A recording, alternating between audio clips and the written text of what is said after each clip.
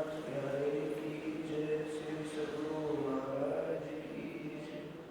प्रणाम। प्रथम लागूं चरण को, धनिये ना चुराइयो कीन।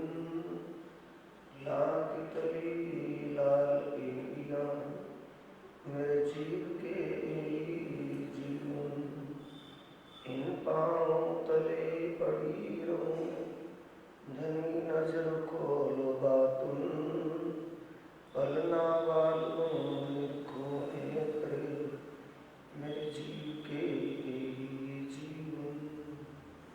बंदो सतगुरु चरण को, करूं प्रेम प्रणाम।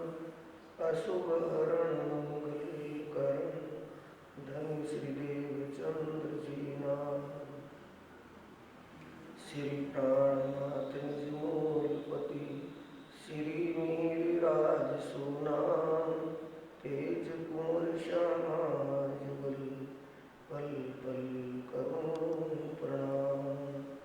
धन्य जी को मैं पल पल करूं प्रणाम।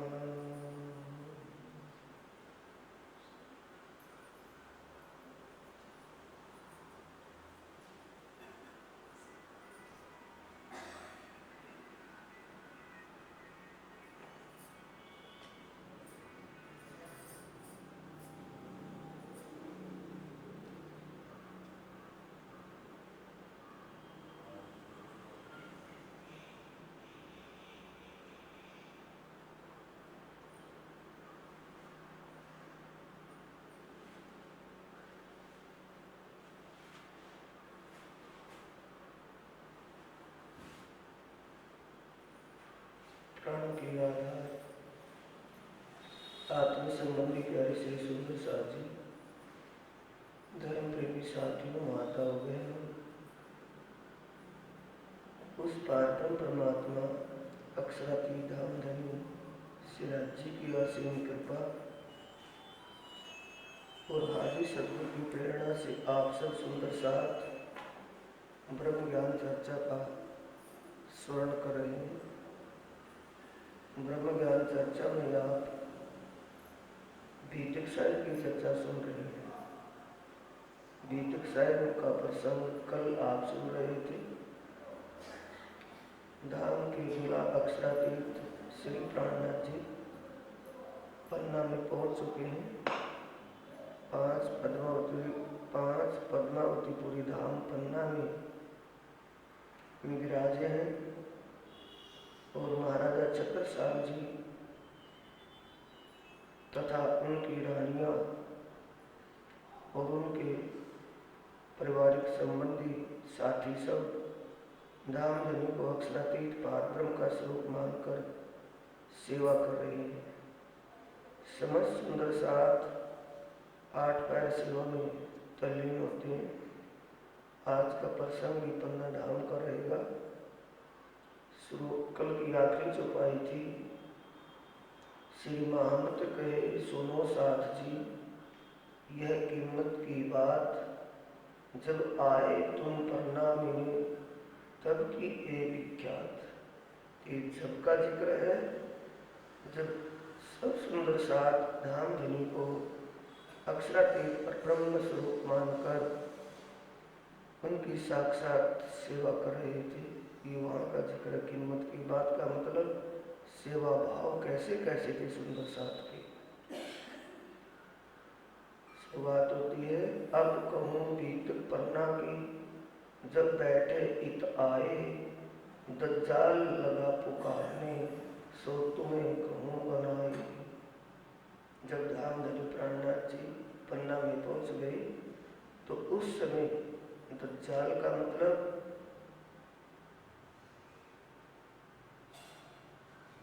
एक नास्तिक वृत्ति और दुराचारी विचार का पुरदिल खां बादशाह औरंगजेब का जो सिपह सलार सेनापति, उसके दिल में विचार आया कि मैंने शेख खिदर को सेना लेकर के रामनगर में भेजा था वैरागियों को पकड़ने के लिए। पता कैसी क्या बात हुई, और उन्होंने शेख खिदर ने जो जांच की रिपोर्ट दी, कहा कि वो आखिरी ज़माने का काबिल परवरदिगार अल्लाह ताला साक्षात उस पर विराजमान है, जबकि वक्त क़यामत और आखिरुल इमाम का प्रकट होना अभी दूर है। इन भाव से वो प्राणनाथ जी धामधनी अक्षरातीत श्रीनाथ जी महाराज को पत्र लिखते हैं। लिख भेजी पाती को तुम क्यों कहत कयामत, उनकी मुद्दत दूर है आज क्यों बताओ ईद। ताकि पाती को जवाब लिखो सिद्धि सर। पुरदिल खान ने लिखा कि वक्त कयामत में आप परवरदिगार अल्लाह ताला का आखिरी इमाम के स्वरूप में प्रकट होना उस समय तो अभी बहुत दूर है। आप इस वक्त उसको कैसे जाहिर कर रहे हो, आपके पास कौन सा प्रमाण है। ये बात किसको लिखी है? धामधनी प्राणनाथ जी को। अब धामधनी अक्षरातीत श्री प्राणनाथ जी उसका चिट्ठी का जवाब लिख रहे हैं। ताकि पाती को जवाब लिखो श्री जी साहेब, तुम दूर कौन किताब से तहकीक किया अब, कि आपने किस धर्म ग्रंथ से प्रमाणित किया है, किस कुरान पाक या हदीस या तफसीर से ये साबित किया है कि वक्त क़यामत अभी दूर है। सो बताओ हमको जो लिखी बीच फिर का, आपके इस्लामी धर्म ग्रंथ किसमें लिखी है, ये हमें प्रमाण दे करके बताइए। जुबानी कहने से कुछ नहीं होता। वो तो हुए जाहिर साथ क़यामत के निशान, जो आप कह रहे हो वक्त क़यामत अभी दूर है। वक्त क़यामत को साबित करने के लिए 7 निशान जो लिखे थे, मुख्य 7 निशान, वो तो जाहिर हो चुके हैं, इसमें कोई शक नहीं है। सूरज उगा मगरब, जिन रोशनी का बिन रोशनी का अंधेर, कि मगरब से जो सूर्य निकलना था बिन रोशनी का, वो तो निकल चुका है। ये बात समझने का है सुंदर सर जी पॉइंट। बिना रोशनी का सूर्य, कैसा सूर्य हो सकता है वो?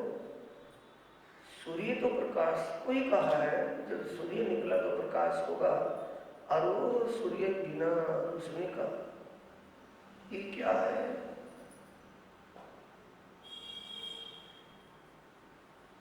मगरब से पश्चिम से सूर्य पूर्व से निकलता है और पश्चिम में अस्त होता है, कभी पश्चिम से न निकलता। ये उल्टी गंगा कैसे बही है, इसका भाव क्या है? कुरान पाक के वारिस मोमदन लोग बने हुए थे। इस्लाम धर्म कुरान पाक और रसूल को अपना मान रहा था, समझ रहा था, और कुरान पाक में लिखी बातों का ज्ञान न होने के कारण, कुरान पाक की असलियत को ना समझने के कारण, वह रसूल मोहम्मद के प्रति बारीक ईमान होने के कारण ये पश्चिम में सूर्य कहाँ निकला, जिसका स्पष्टीकरण कुरान पाक के गुह्य रहस्यों का प्रकटीकरण, स्पष्टीकरण हिंदू तन से, धाम के दूल्हा श्री प्राणनाथ जी के तन से हो रहा था, प्रकाश हो रहा था, लेकिन उनकी समझ में वो नहीं आ रही थी बातें, क्योंकि वो उनके शब्दों के अर्थ, वो कथना घटनाएं ही समझ रहे थे कि कहानियां किससे है। जब प्राणनाथ जी ने उनको स्पष्ट करके समझाया तब भी उनकी समझ में आ तो गया, लेकिन उसको जाहिर होना पसंद नहीं कर रहे थे। बिना सूर्य का, बिना प्रकाश का सूरज, विश्वास न होना उनके प्रति। उन हादी सतगुरु प्राणनाथ जी के किए हुए स्पष्टीकरण पर उनको विश्वास न होना। स्पष्टीकरण तो हो गया, सूरज निकल गया, और सूरज निकले उन बातों पर विश्वास न होना, प्रकाश का दिखाई न देना। ये वो बात समझिए कि जिस प्रकार उल्लू और चमगीदड़ सूर्य निकला हुआ है, अब वो आंखें बंद करके बैठे हों तो क्या उनके लिए सूर्य निकला हुआ है? उनके लिए तो सूर्य निकला हुआ अभी छिपा हुआ समझो, क्योंकि उनको प्रकाश तो दिख ही नहीं रहा। ये गति किनकी बनी हुई थी? इस्लाम के काशियों की। तुम आंखों ना देखिया अब नजर करो फिर। यदि तुम्हें अब तक सूर्य का प्रकाश दिखाई ना दिया हो तो दोबारा समझ करके देखो। किसको लिख रहे हैं? पुरदिल खान। पुरदिल खान, तू राजनीतिक इंसान है, तुझे धर्म ग्रंथों का ज्ञान नहीं है। भले ही तुझे नहीं है तो अब मेरे कहने से तू कुरान पाक की वास्तविकता को समझ करके देख। असलियत यानी कुरान पाक के बातनी भावों को, बातनी अर्थों को ले, तब तुझे अपने आप पता चल जाएगा कि वक्त क़यामत आया है या नहीं। दावा हुई जाहिर, दावा जानवर जो प्रकट होना था वो प्रकट हो चुका है। तुम उसको पशुओं के रूप में देखना चाहते हो, पशुओं के रूप में नहीं, इंसान ही पशु वृत्ति का हो चुका है। तुम देखते हो कि ऐसा कोई जानवर होगा जिसके पहाड़ी बैल जैसे सींग होंगे, हाथी जैसे कान होंगे, सूअर जैसी आंखें होंगी, मुर्गे जैसी गर्दन होगी, गिद्दड़ जैसी पीठ होगी। ऐसा इंसान का ही विचार वृत्ति हाल बना हुआ इस वक्त में। हर इंसान झगड़ालू वृत्ति का हो चुका है। इंसानों में झगड़ालू वृत्ति बनी हुई है। सूअर की आंखें उन्हीं की कुदृष्टि बनी हुई है।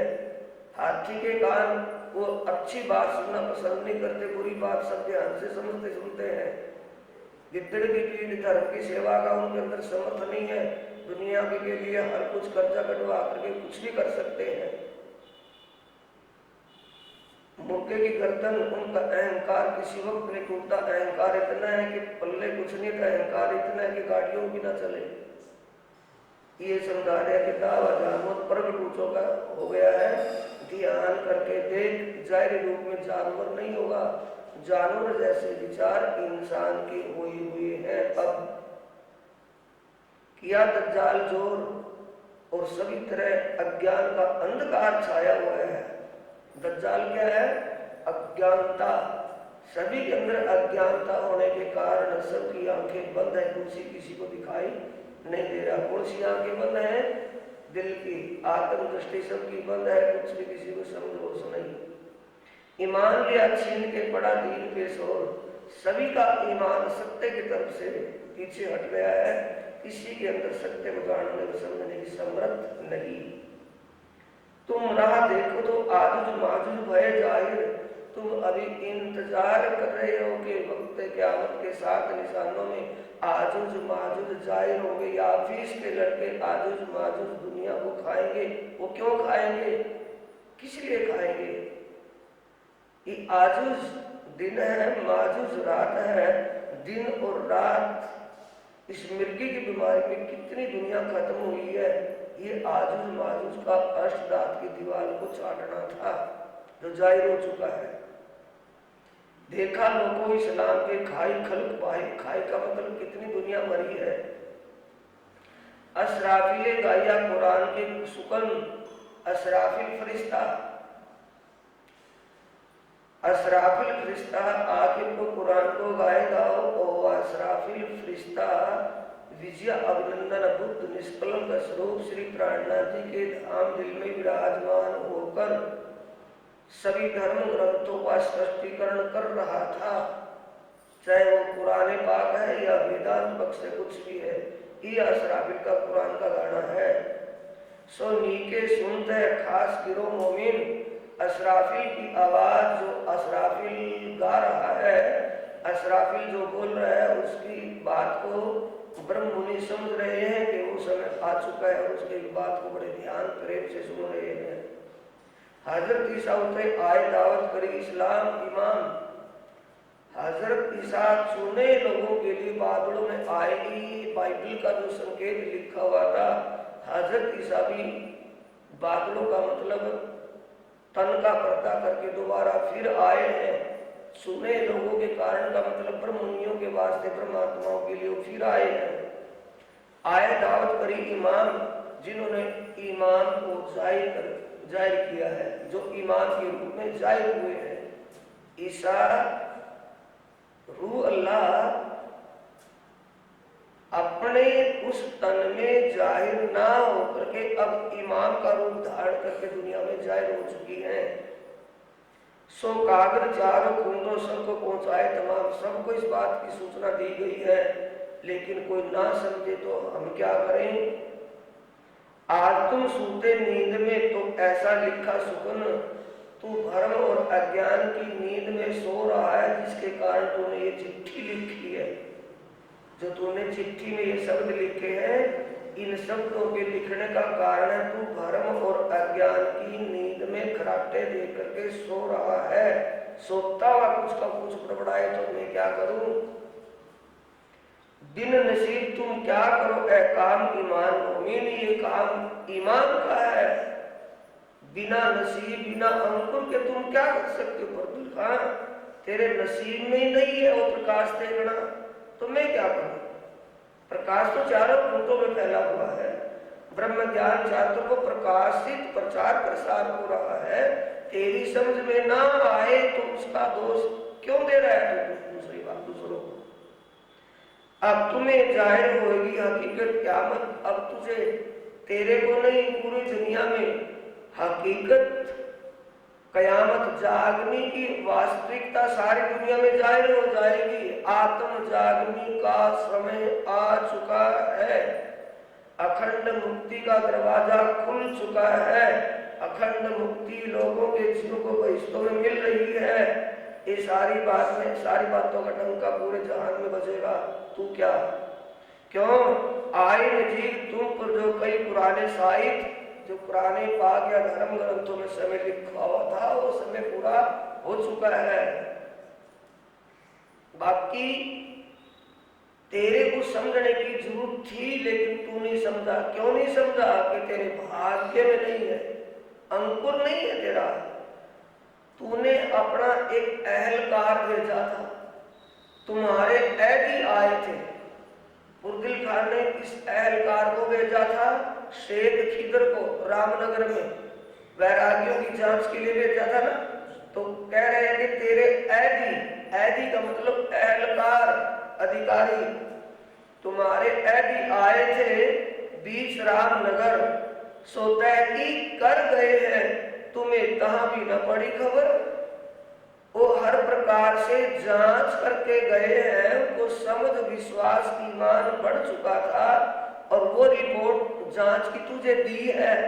उस जांच की रिपोर्ट को देख सुन करके भी तेरी आंख नहीं खुली, यानी तुझे समझ पहचान नहीं हुई, तो तेरे अंकुर की बात है, मैं क्या करूं उसमें। अब तुम हल्के बहुत हो, बिना वाव उड़े जो तुल। अब तू अपनी महिमा गरिमा से बिल्कुल डाउन हो चुका है, समझ रहे हैं ना। हल्के बहुत होने का मतलब अब तेरी वो औकात नहीं है जो तू समझ रहा है कि बादशाह औरंगजेब का सिक्के सलार बहुत बड़ा एक अधिकारी हूं। जैसा तेरे को दुनिया समझती है तू वैसा नहीं है। कैसा है, जैसे एक आग का तुला होता है ना, आखी के डोडे का एक थोड़ा सा तो लबुड़िया सी होती है और बिना हवा के उड़ती फिरती रहती है। वो गति तेरी हो चुकी है, कभी तू अपने आप को बहुत महिमावान समझ रहा हो, क्योंकि अपने ही धर्म ग्रंथ कुरान पाक और हदीस से तुझे समझ पहचान नहीं बढ़ पाई। तेरे ही भेजे हुए ऐदी शेख खिदर ने तेरे को अपनी समझ जांच करके रिपोर्ट जो दी उससे भी तू ना समझा, तो ये अब तू ये समझ ले, तेरा अब कोई भी तेरी कोई अब वैल्यू नहीं है समझदार में। समझदार में तू पशु के समान है। ए लिख भेजी पाती को सुनावने जवाब, फेर के उत्तर ना दिया बिन अंकुर न पावे स्वाद।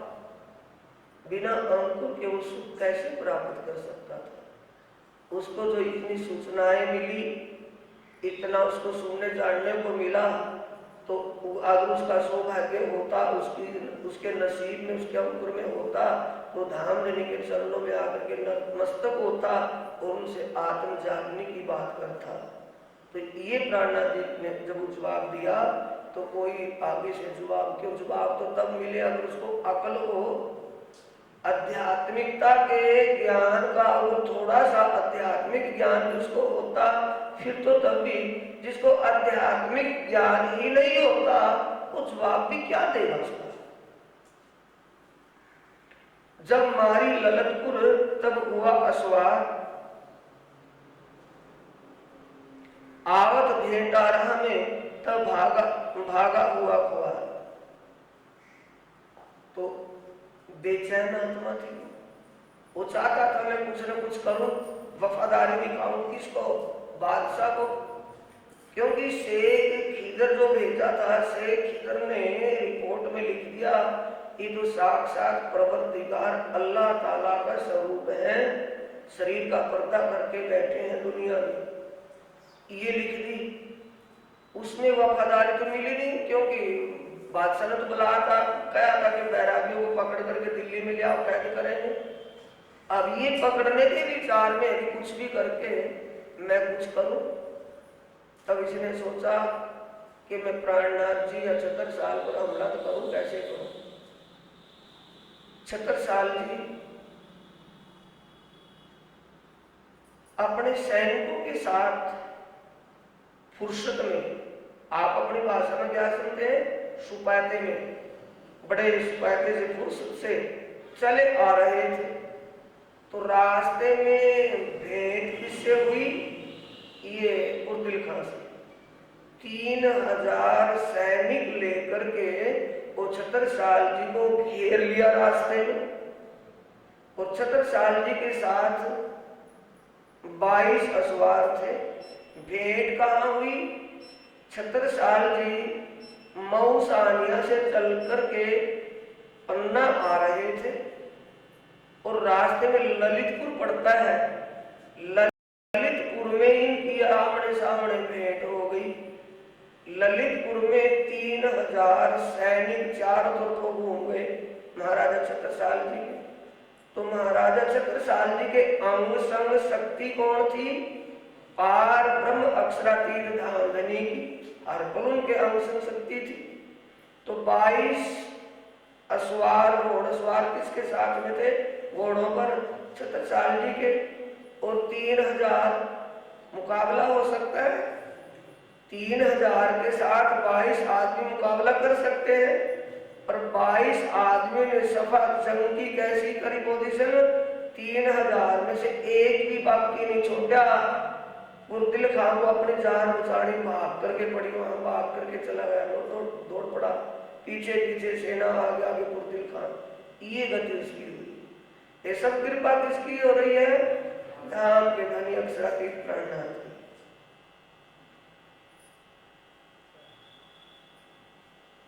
जो भैरून दुआ मूसे की रोम नील में हुआ घरक, त्यों औरंगजेब पर फेरा फुरमान हक। जैसे मूसा पैगंबर की दुआ से बताया था ना, हैरून का कल जिक्र, और हैरून की फौज जब आई तो पुल मूसा पैगंबर ने कहा कि खुदा की छड़ इस पुल को तोड़ दे। खुदा के हुक्म की छड़ वो कहाँ थी? पुल के नीचे। जैसे ही मूसा पैगंबर ने कहा कि तोड़ दे इस पुल को, वो हुक्म की छड़ उसके नीचे से हट गई और पुल टूट गया और फिरौन की फौज सारी की सारी नील नदी में डूब करके गर्क हो गई, मर गई थी। वैसे ही किसकी दुआ से गर्क हो रहा औरंगजेब का शासन? धाम धनी प्राणनाथ जी की दुआ से, उनके हुक्म से। फेरा फुरमान हक जो बादशाह औरंगजेब ने धामधनी के संदेश को जो ठुकराया, उस संदेश के ठुकराने का नतीजा क्या निकल रहा है कि मुगल शासन धीरे धीरे पतन की तरफ जा रहा है। त्यों ही मिट्ठू दौड़िया मारा ऊने चमार, मिट्ठू पीरजादा आया था, उसकी 5000 सेना थी, 5000 सेना समारोह ने खत्म कर दी थी। छत्रसाल तक पहुंचे भी नहीं थे, चोपड़ा की हवेली में पीछे का पीछा ही खत्म कर दिया। भाई मोहिम खटोला की आय और छे के उती ही पटका हुक्मे जड़ समेत उखड़े। मोहिम खटोला और छा जब श्री प्राणनाथ जी बसंत सुर्की के दरबार में थे, 1 साल वहां रहे। उस समय धामधनी बसंत सुर्की के यहां से चलकर पन्ना में आ रहे थे, तो वहां ओरछा के राजा ने खटोला महाराजा छत्रसाल जी के इलाके में पड़ता था, उस पर कब्जा कर लिया था। कुछ ही 1 ही 2 दिन के बाद उसका भाई श्रीरंग हो गया, वो भी सारा खत्म हो गया। फिर जयपुर के राजा ने मुहिम करी, ताको खुआर ऐसा किया पूरी लाल उतरी। जयपुर के राजा ने जैसे ही महाराजा छत्रसाल पर हमला किया, आक्रमण किया, वो भी समाप्त हो गया जड़ से। फिर ओरछे के राजा का आया दवा खटोले पर, खबार हुआ भली भाग सो। फिर राजा के मुल्क लिए की पहुंची खबर औरंगाबाद, राजा के मुल्क लिए की पहुंची खबर औरंगाबाद। जब ये पता चला औरंगाबाद में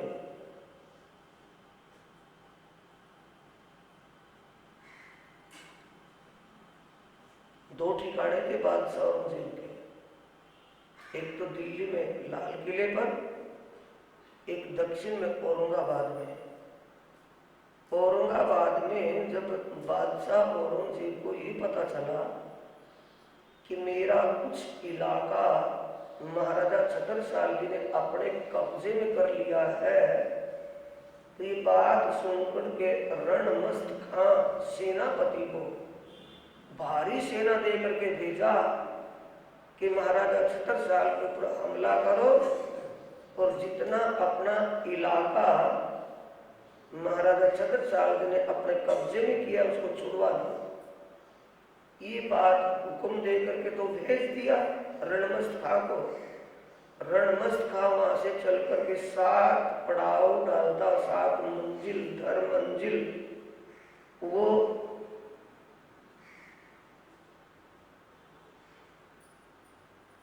सात मंजिल आगे चलाया महाराजा छत्रसाल से युद्ध करने के लिए।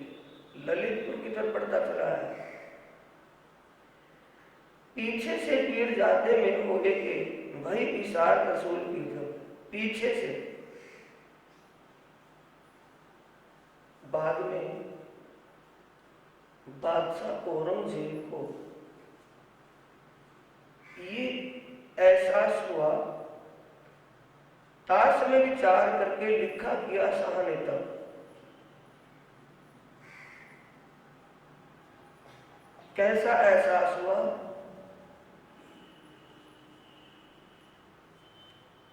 कि महाराजा छत्रसाल जी एक शाही दरबार में सबसे आगे खड़े हैं और सब कोई पीछे लाइन में लगे खड़े हैं। ये इल्हाम अपने आप से हुआ। शाही दरबार का मतलब खुदाई दरबार में। यानी खुदाई, खुदा के दरबार में, परवरदिगार के दरबार में छत्रसाल जी सन्मुख सामने खड़े हैं और सब दुनिया खलकर पीछे लाइन में लगी खड़ी है। ये एहसास औरंगजेब को हुआ अंदर से, और उसी वक्त 4 मेजर नाम में जो मक्का से आए और राग, खटोत, कालपी और जलालपुर आदि के जो काजियों ने मेजरनामे लिखे थे संदेश, मेजरनामे का मतलब अपने अनुभव की बातें कि हमने विजया अभिनंदन बुद्ध निष्कलंक स्वरूप महमती के स्वरूप में अपने परवरदिगार अल्लाह ताला का साक्षात दर्शन किया है। वो साक्षात उस तन में है कि हम कसम खा करके लिख रहे हैं, सौगंध खा करके लिख रहे हैं। ये बातें कौन सी? दूसरी रिपोर्ट मिट्ठू पीरजादे की पहुंची कि 5000 लेकर के गया था, 70 साल तक पहुंच भी नहीं पाया, रास्ते में खत्म करवाया। 5000 सेना को समारोह ने खत्म कर दिया रास्ते में। फिर 3000 खत्म करवा के बुरदिल खां बैठ गया चुपचाप आकर के, 22 असवारों ने खत्म कर दिया। तो ये सूचना मिलने पर और वो अंदर से इल्हाम, जिसको ऐसी सूचना मिल रही हो तो उसको स्वप्न कौन सा दिखाई देगा साथियों? अपने आप विचारो, बैठ कर सुन क्यों रही हो? विचारने की बात है ना। जिसको इतनी सूचना मिल रही हो, सारी पतन की तरफ जा रही है, खत्म होता जा रहा है सारा सिस्टम, तो उसको सपने कौन से आएंगे? वैसे ही आएंगे ना। तो सपना कैसे आया, इल्हाम कैसे हुआ? जैसे कि छत्रसाल जी शाही दरबार में सबसे आगे सीना तान करके खड़े हैं, बाकी दुनिया लाइन में दूर खड़ी है। तो क्या समझ गए कि जो शोभा मेरे को मिलनी थी वो शोभा तो छत्रसाल जी को मिल गई। अब मेरा कुछ उठने वाला नहीं, कुछ भी मैं कर लूं, कुछ भी कर लूं, लेकिन शोभा तो छत्रसाल को मिल चुकी है, कुछ होने वाला नहीं। भेज तो दिया रणमस्त खां को, लेकिन पीछे से उसको पैगाम भेजता है बादशाह औरंगजेब कि जहां तक भी चला गया रणमस्त खां वहीं से वापिस आ जा, आगे मत जाना। 7 मंजिल रणमस्त खां गया था चल के लेके हुक्म, लिखा परवाने में तुमको जहां से फिर आइयो तुम, जहां पहुंच चुके हो वापिस आ जाओ वहीं से। फिर रणमस्त खां ने बादशाह के हुक्म 7 मंजिल आया, लिखा फेर के आओ तुम, वापिस आ जाओ। फिर पंडित ओरछे के चढ़ आए लड़ने, तब मारा मुल्क ओरछे का मुश्किल हुआ रखना अपने। इसी दौरान ओरछे के पंडितों ने महाराजा छत्रसाल जी के ऊपर हमला किया, तो वो भी अपनी करनी से अपने आप ही खत्म हो गई। दोआ और पंडित पर भया कुशाला जोर, विघ्न पड़े उत ही किया दजाले सो।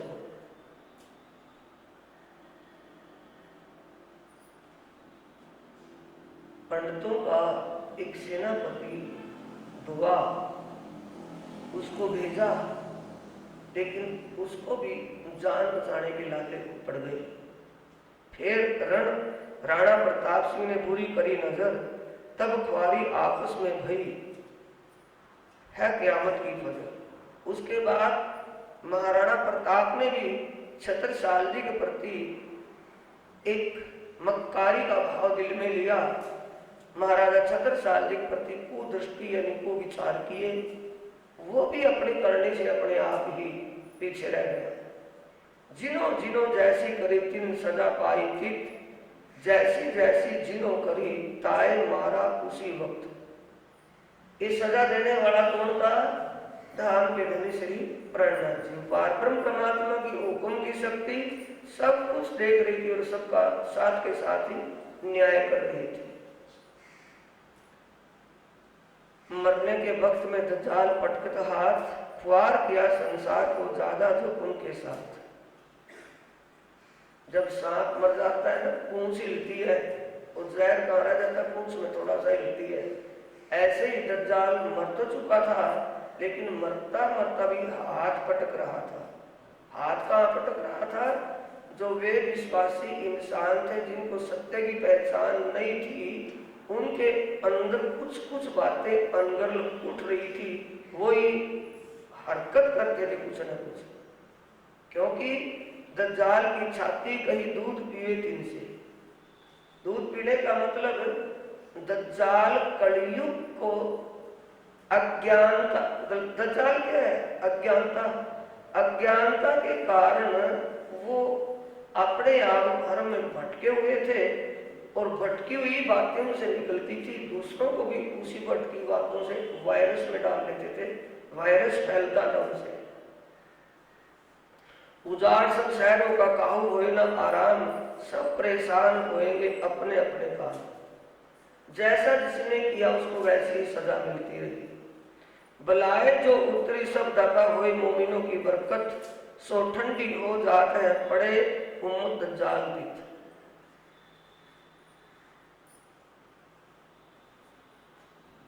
जो भी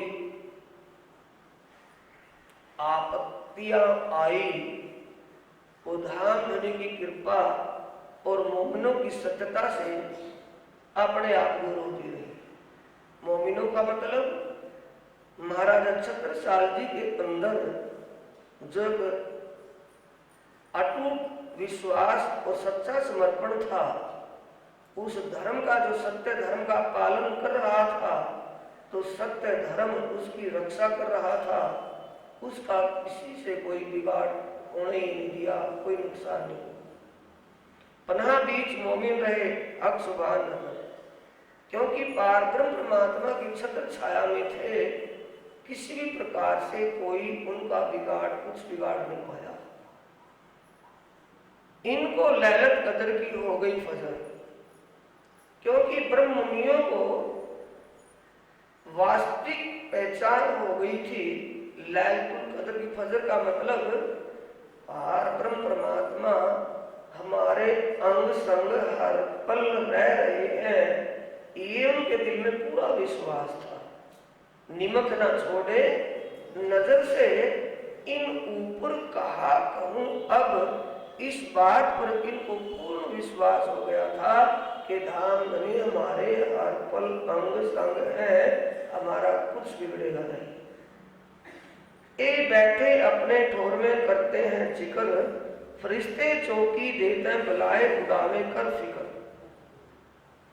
ब्रह्ममुनि धाम के दुला अक्षरा की प्राणादि सर्व ब्रह्म मुनियों के बीच में ब्रह्म ज्ञान चर्चा करते हैं, और ये दूसरी जो आपत्तियां बलाए हैं या सुंदर साथ के दिलों में कोई भ्रम शंका उठती है, तो उसके फरिश्ते चौकी देते हैं। फरिश्ते कौन से चौकी देते हैं? जिब्राइल असराफिल भेज दिए आमर, निगाहवानी राखियो मेरे खासे बंदों पर। जबरील और असराफिल सिर्फ इसी काम के लिए सेवा में हाजिर रहते थे कि किसी सुंदर साथ के दिलों में भ्रम और वहम न उत्पन्न हो, उनको सीधे सच्चे रास्ते पर समर्पित रखते थे। ऐ सुन्नत जमात है गिरो रब्बानी जे, इनको दाना हके किया अपना इल्म, क्योंकि प्रियतम पारब्रह्म परमात्मा के इस इल्म लदुन्नी ब्रह्म ज्ञान से वो निसंशय हो चुके थे। हर प्रकार से प्रियतम परमात्मा के प्रति इनका समर्पित भाव था, अटूट विश्वास ईमान था, हर प्रकार से समझदारी हो गई थी, किसी प्रकार में वो शंका ही नहीं। शायद ही खुदाए की कही गिरो देवनहार, यही अरस अजीम से ऐसा खबरदार। क्योंकि ब्रह्म मुनियों का प्रियतम धाम धनी से मूल का संबंध है। प्रियतम धाम धनी से मूल निस्बत थी, जिसके कारण इन ब्रह्म मुनियों की ऐसी करनी रहनी थी, जिससे दुनिया वाले ये समझने या जानने लगे थे कि ब्रह्म मुनि जो आए हैं, इनकी करनी रहनी ये है, उनकी करनी रहनी विचारों से ब्रह्म मुनियों की शनाख्त जो पहचान हो रही थी, उस पहचान से सब ये भी समझ रहे थे कि पार ब्रह्म इनके साथ में ही आए हैं। यानी अकेले ब्रह्म मुनि नहीं है, न अकेले पार ब्रह्म है। पार ब्रह्म और पार ब्रह्म की ब्रह्म अमनाएं दुनिया में आई हुई है। किससे शनाख्त हुई? शायदी खुदाई की। शायदी का मतलब साक्षी खुदा की किससे मिली? ब्रह्म आत्माओं की करनी और रहनी से, उनके आचार विचार और समर्पण भाव से सब दुनिया ने समझ लिया कि पार ब्रह्म और ब्रह्म मुनियों का जो आना लिखा था वो आए हुए हैं। जिब्राइल वकीली करते सब ऊपर आ गया। जिब्राइल नहीं, जो उसका रिश्ता सबके अंदर ज्ञान का प्रकाश करके सबको निसंशय रखता है। 7 निशान बढ़े गए जिनसे हुए क़यामत, सो इत से पावे खलक जो इत कादर बख्श। धाम धनी ने इन ब्रह्म मुनियों को भी ये ज्ञान बख्शा था, ये ज्ञान इनको था कि वक्त क़यामत के 7 निशान कौन से हैं। ये सबको ये समझाते थे ब्रह्म मुनि। इन्हीं से सबको होश आती थी कि हाँ ये बिल्कुल सही है। शब्द का अर्थ नहीं, भाव अर्थ से बात समझ में आती थी। भाव क्या है? वहां विरोध सारे विश्व का भान किया एक दिन, सबकी सबो समझाए कि तय देवी आपकी। सभी को सभी धर्म ग्रंथों से, हिंदुओं को हिंदुओं के ज्ञान से, इस्लाम के ज्ञान से, सभी को सत्य की पहचान करवा करके सबका ध्यान सत्य की तरफ लगा रहे थे। ये ब्रह्म मुनियों की दिन रात की रैली करनी थी। 8 भिष्ट आखिर की पाई इनों की बरकत। इन ब्रह्म मुनियों की कृपा से ही दुनिया के जीवों ने 8 मुक्ति धामों में 8 मुक्ति धामों की प्राप्ति हुई। कि इन ब्रह्म मुनियों के कारण इनको मुक्तियों का रास्ता मिला, मुक्ति धाम मिले। आखिर खाविन करेगा इनो खातर उठे प्याम। इनों की सिद्ध शब्द में आवक नहीं जुबाई। किन की सिद्ध? ब्रह्म मुनियों की। ब्रह्म आत्माओं की सिद्ध ब्रह्म के समान है। जब ब्रह्म की सिद्ध जुबान से नहीं कही जाती तो ब्रह्म मुनियों की सिद्ध भी वो अनंत है, असीम है। त्रिगुण रोए पीछे फिरे इनकी खूबी सुन सर्वनाए। त्रिगुण रोए पीछे फिरे इनकी खूबी सुन सर्वनाए। अपने कानों से ब्रह्म मुनियों की खूबी सुन करके, खूबी क्या कि जो ये ब्रह्म मुनि दुनिया में आए हैं, जिन तनों में जिन जीवों पर ब्रह्म आत्मा परमधाम की आंखें देख रही है, परमधाम की आत्म शक्ति विराजमान है, वे उनके जीव बेहद मंडल में नंबर 1 की बहिष्ठ को प्राप्त करेंगे। और नंबर 1 की बहिष्ठ में भी वो ब्रह्म आत्मा जैसा रूप धारण करके वहां का आनंद लेंगे। और उनकी हुकूमत नीचे 7 बहिष्ठों के जीवों पर उन्हीं की हुकूमत होगी। 7 बहिष्ठों के जीव उन्हीं को ही अपना खुदा मान करके, परवरदिगार मान करके उनका ही सेवा पूज्य भाव करेंगे। त्रिगुण रोए पीछे फिरे। रो करके पीछे फिरना क्या क्यों? त्रिगुण किसको कहा है? भगवान शंकर, भगवान विष्णु और ब्रह्मा। रो करके पीछे फिरने का मतलब कि ओ जिस दुनिया के, जिस संसार विश्व के हम मालिक बने बैठे थे, हमारी दुनिया में ये ब्रह्म मुनि आए और हमने इनकी पहचान नहीं की। अपनी गलती पर प्रयासित की पश्चाताप के आंसू बहाएंगे कि अगर हम इन ब्रह्म मुनियों की पहचान करके इनकी सेवा भाव कर लेते, इनकी संगत से ऐसा दिव्य ज्ञान, अलौकिक ज्ञान प्रकाश, दिव्य प्रकाश हो जाता है, अलौकिक ज्ञान को सुन लेते तो हम कितना अच्छा रहते। तो अपनी भूल पर पश्चाताप में रोते हुए पीछे फिरने का मतलब अपने उसी दान को मुक्ति कहाँ मिलनी है इनको? 6ठी मलकुती बचती। अब इनको पीछे क्यों फिरना? रोना, इनका रोना क्या है? अपनी भूल पर पश्चाताप कि वो हमारी दुनिया में आए और उनसे हम कुछ भी सबक सीख नहीं पाए, कुछ भी तो नहीं मिला। वो तो चले गए आकर के, हमने उनको पहचाना नहीं। श्री मोहम्मद के ए मोमनो याद करो शुक्राना। इसलिए प्राणनाथ जी कहते हैं कि हे सुंदर साथ जी, हर पल आप तो प्रीतम धाम धनी का शुक्र गुजार करते रहो। आपके ऊपर तो उनकी विशेष कृपा है। आपको तो अपने समान दुनिया में जाहिर कर दिया है उन्होंने। अपने समान जो उनको देना था वो सुख आपके जीवों को वो सुख दिया है, जो अपनी अभिन्न अपने हृदय स्वरूप आत्माओं को जिस आनंद में सराबोर करते हैं, तुम्हारे जीवों को भी उसी आनंद में सराबोर किया है।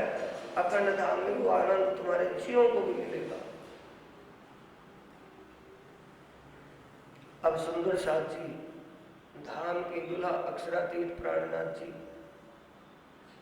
पन्ना जी धाम में विराजमान ब्रह्म ज्ञान चर्चा में बैठे हैं। ब्रह्म ज्ञान चर्चा फरमा रहे हैं। सुंदर साथ, जिन सुंदर साथ को कितनी जमात बैठी है वहां? 5000 की जमात। और 5000 की जमात में अधिकता किसकी है? जीव सृष्टि की। और जीव सृष्टि की सुंदर साथ जी करनी रहनी विचारधारा कैसी है?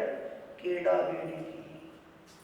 थोड़ी देर में तो कितना विश्वास, थोड़ी देर कितना समर्पण, और थोड़ी देर में कितने अविश्वासी, थोड़ी देर में कितनी दूरी हो जाती है।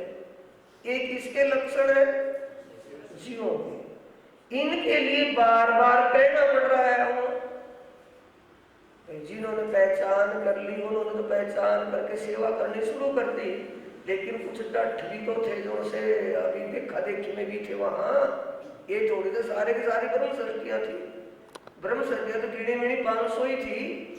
1500 ईश्वरी सृष्टि थी, दुगने 3000 जीव सृष्टि के थे। अब वहां चर्चा में क्या करना पड़ गया? डायरेक्ट हो गए, इनडायरेक्ट से डायरेक्ट हो गए, जाहिर हो गए पूर्ण रूप से। इससे ज्यादा आगे क्या कहें? तो जाहिर किसके लिए होना पड़ा है? सोच लो। मोमिन, बिजलीनाथ, मुतकी, घोड़े भात और आम चींटीहार पथला खा गए, फिर संभल गए, फिर पथला खा गए, फिर संभल गए। एक गति किनकी है? जीवों की। उनके लिए ज्यादा कहना पड़ रहा है। क्या कह रहे हैं? चाहा अव्वल हक के दिल में खेल दिखाऊं रूहन, इस करबद खिलवत की बाता करें सहीयन। किसके बीच में? परम धाम मूल मिलावे के इस करबद की चर्चा किसके बीच में कर रहे हैं? सुंदर साथ के बीच में। क्या बातें करते हैं?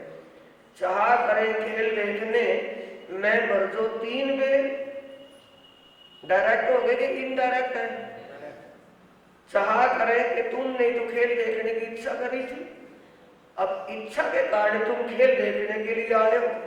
मैंने तो तुम्हें बार बार मना किया था, तुमने बार बार खेल देखने की इच्छा व्यक्त की थी। अब खेल देख करके दुखी क्यों हो रहे हो? खेल तो दुख का देखने के लिए आए थे, और दुख देख करके आप दुखी क्यों हो रहे हो? तुम तो देखने वाले हो, करने वाले तो नहीं है।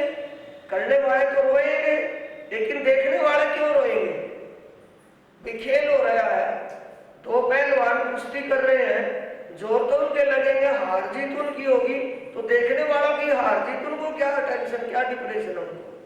तो इसलिए देखने वालों को नहीं होनी चाहिए। प्राणनाथ जी कह रहे तुम देखने वाले हो, करने वाले नहीं हो। तुम देख करके क्यों रो रहे हो, क्यों चीख रहे हो? ये तुमने तो मांगा था। त्यों त्यों मांगे पैर पे रबद चढ़े सिर में। सिर में का मतलब बोलते ना अपनी भाषा में, इसको तो बहुत बड़ी चढ़ रही भाई बोल रहे हैं ना।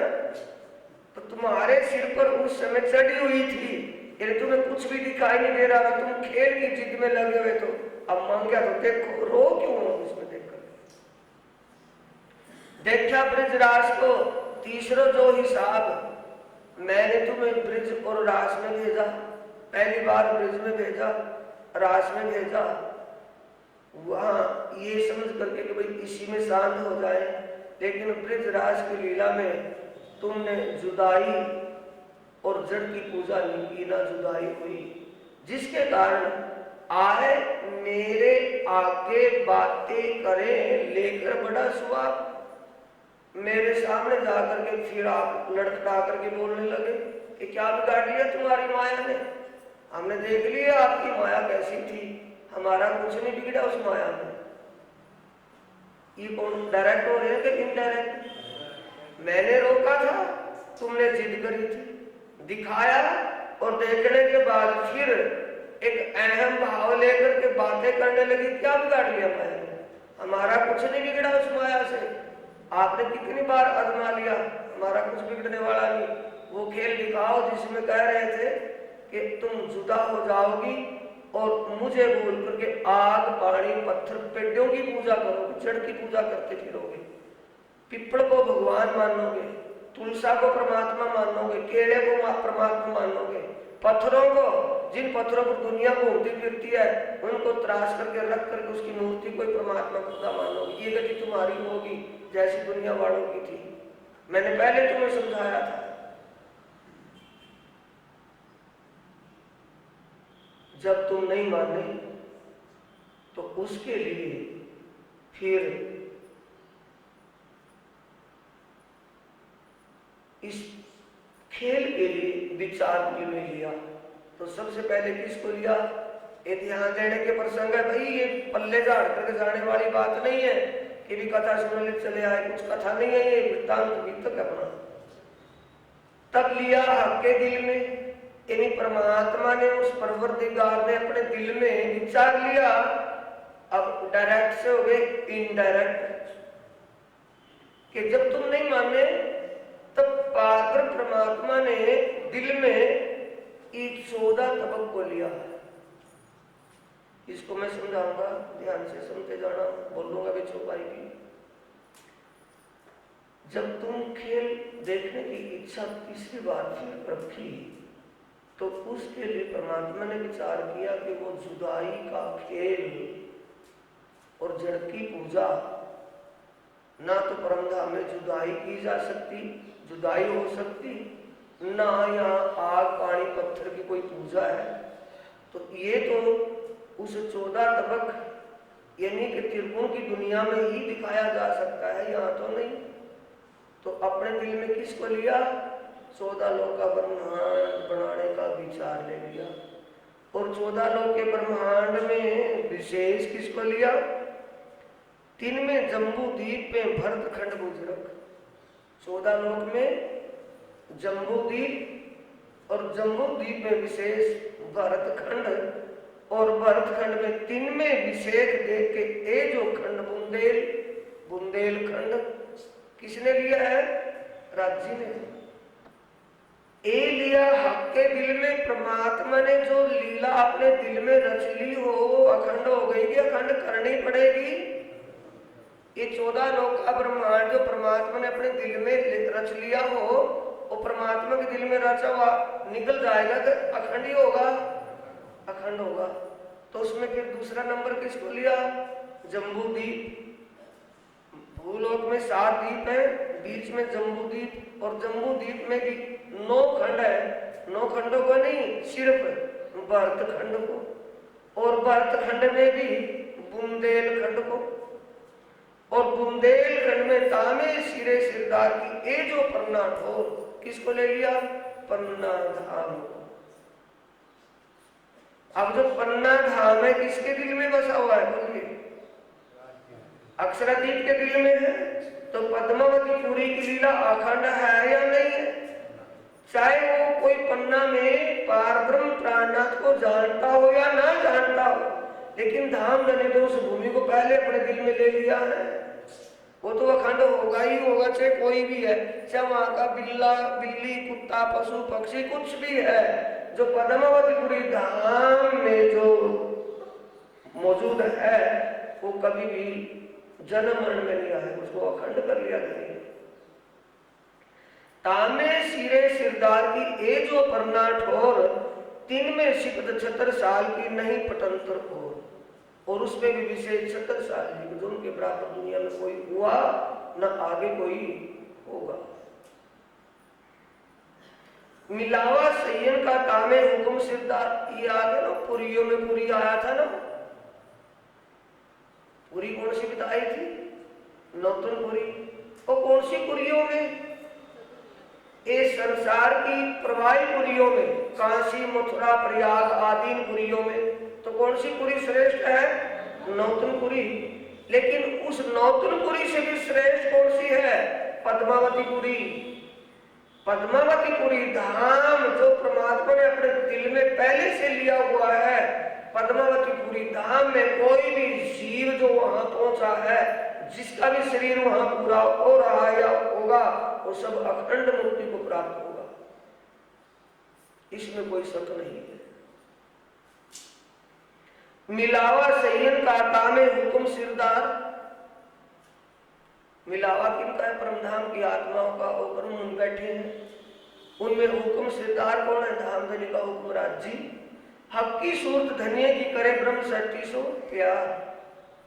अक्षराती धाम के दूल्हा प्राणनाथ जी साक्षात विराजमान है, जो अपने ब्रह्म अंगनाओं से कितना प्रेम लाड दुलार कर रहे हैं, अपने अंग संग लेकर के बिल्ली के बच्चों की तरह घूम रहे हैं।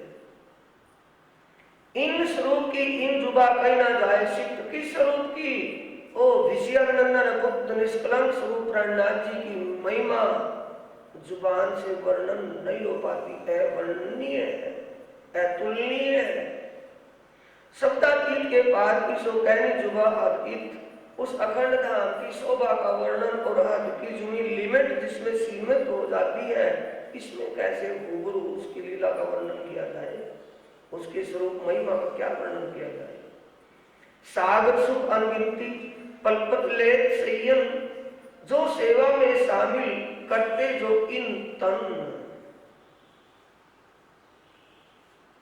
उस विजया अभिनंदन बुद्ध निष्कलंक स्वरूप में विराजमान अक्षरातीत धाम धनी की पहचान करके जो स्वप्न के पंच भौतिक तन से सेवा कर रहे सुंदर साथ, वो सौभाग्यशाली धन्य है वो, जिन्होंने अपने जीवन को सार्थक कर लिया, अपने शरीर अपने जीवन को सफल कर लिया, उस धाम धनी की सेवा करके, आष्ट पैर सेवा में रह करके, घर बार दुनिया छोड़ करके सेवा में रहे। इस सेवा से क्या हो गया? उनका जीवन सफल हो गया। सागर सुख अनगिनती, अनंत सुख के सागर की जो सागर की वहां लहरों में बैठे हैं, हर पल उनको परमधाम का सुख दे रहे हैं, हर पल परमधाम का जिक्र कर रहे हैं, हर पल परमधाम में उनका ध्यान लगवा रहे हैं, पल पल, और उनकी सेवा। तो उनका सौभाग्य सुंदर साथी जिन्होंने इस भाव से वहां सेवा करी। एक पल सेवन की सुख आवे ना इन जुबान, वहां धाम धनी के स्वरूप की पहचान करके जिन्होंने एक पल भी सेवा कर ली, एक पल की हुई सेवा की भी कीमत जुबान से नहीं हो सकती। कितनी कीमती सेवा होगी। वो स्थल है, वो धर्म धरा है जहां वो सेवा का फल बेशुमार फल मिलना है। लिखा 1100 वर्ष का लिया जिन साथियों ने धर्म ग्रंथों में लिखी पहले से भविष्यवाणी के अनुसार उस विजया अभिनंदन बुद्ध निष्कलंक के स्वरूप में अपनी आत्मा के सच्चे मालिक पार ब्रह्म परमात्मा के स्वरूप की पहचान करके सेवा करी हो। 1100 साल पहले लिखेगा कुरान में ही नहीं, और भी तो धर्म ग्रंथों में लिखा था ना कि पार ब्रह्म परमात्मा अपनी ब्रह्म आत्माओं के साथ दुनिया में प्रकट होंगे। जिन्होंने उन धर्म ग्रंथों की साक्षी पाकर के समझ पहचान करी उनकी, और समझ पहचान करके जिन्होंने सेवा का सुख लिया, उस सेवा का इस जुबान से उस सुख का वर्णन नहीं हो पाता। तीन सहियों की सिद्ध क्यों सके कोई कर, पर हुक्म करे धनी का ऐसिद्ध स्वरूप। इन ऐसी परमात्मा उन सुंदर साथ की सेवा की सिफ्त नहीं हो सकती, पर यह धाम धनी का हुक्म ही कहलवा रहा है कि उनकी सेवा बेशुमार सेवा है, बेशुमार फल है सेवा का। तामे सेवा कर जो संग चले ताकि सुमार न आवे सिफ्त। जो धाम धनी के साथ साथ रह करके जागनी अभियान में और वहां रह करके जो पूरा जीवन सेवा जिन्होंने की है, ऐसे ईमान, विश्वास और समर्पित भाव के सुंदर साथ की सेवा का की महिमा या सिद्ध बड़ा उसकी तुलना या उसकी वैल्यू नहीं निकाली जा सकती जुबान से। ए तो भाई बकामी ने एक कहनी जुबा आदत, इनकी सिद्ध कहाँ होगी? अखंड में, क्योंकि इनके तनों में जो जीव बैठा है और जीव की सबसे पहले नंबर की वो इसमें अखंड मुक्ति को प्राप्त होगा और आत्मा जैसा तन उसको मिलेगा। निचली 7 बहिष्ठों के, चाहे वो बाल मुकुंद है, चाहे बांके बिहारी है, चाहे वो भगवान नारायण है, कोई भी है, उन जीवों को अपना खुदा मान करके उनका सेवा भाव करेगा वो। ये सिद्ध का, ये महिमा सिद्ध कामलियम को इसका फल का मिल रहा है बका में, अखंड में। एक तो भाई बकामी ने एक कहनी जुबा हादती, दुनिया में जुबान से कहना तो पड़ रहा है, लेकिन इसकी वैल्यू का पता कहाँ, इसकी महिमा का अंदाज कहाँ लगेगा? जब अखंड में जाएंगे। पर आज्ञा कहावत है, धाम धनी का हुक्म अंदर से प्रेरित कर रहा है कि बोल दे ये बात, इसलिए निकल रही है। पर आज्ञा कहावत है, इत मैं तय कच्छ में नहीं, मेरे तेरे का कोई बात नहीं, उसमें धाम धनी का हुक्म ही कह पा रहा है। जो याद करे यकीन सो बैठे बका बीच धाम, सो दो लोक में सिद्ध हुए पूर्ण नोत्थान। जो इन ब्रह्म मुनियों की ये घटना कर्म की बातें, इन जिन ब्रह्म मुनियों ने अपनी आत्मा के सच्चे मालिक के स्वरूप को पहचान कर उसके स्वरूप, उनके स्वरूप को पहचान कर अटूट ईमान विश्वास लेकर के समर्पित भाव से जो सेवा की है, जो इनका जिक्र भी सुनेगा, इनकी बात, इनकी की हुई सेवा और ऐसे ब्रह्म मुनि समर्पित ब्रह्म मुनियों की बात को दिल से धारण, दिल से विचार करेगा, उस जीव को भी अखंड मुक्ति मिल जाएगी। ये सिद्ध इन ब्रह्म मुनियों की है। सो दो लोक में सिद्ध हुए पूर्ण नोर्थ काम, उसके भी मनोरथ पूर्ण, यानी कि मनोरथ क्या है? जन्म मरण से छुटकारा। ब्रह्म मुनि ब्रह्म समाना, ब्रह्म मुनियों की जो सिद्ध है, ब्रह्म मुनियों की जो बंदगी है, वो डायरेक्ट ब्रह्म की ही बंदगी समझना। ब्रह्म मुनियों का जो जिक्र है, ब्रह्म मुनियों की जो महिमा, उनकी सिफत को जो जाहिर करता है, ये मत समझना कि ब्रह्म मुनि की है, वो उस पार ब्रह्म की सिफत समझना। ये कह रहे हैं। साका विजय अभिनंदन का वर्ष 1090 कब पूरा हुआ? विक्रमी संवत 1735 में। संवत 1735 में पहुंची, संवत 1735 में एक ईस्वी सन 1090 था, जहां से ईसा की पातशाही शुरू होती है। ईसा रूह अल्लाह की पातशाही 40 वर्ष की बैठती है, उसमें 40 वर्ष 1735 से, वहां से ईसा रूह अल्लाह की दुनिया में आई की बात जाहिर होती है। साके 5 पन्ना महीने हुक्म श्यामाजी श्री देवचंद्र जी शामिल।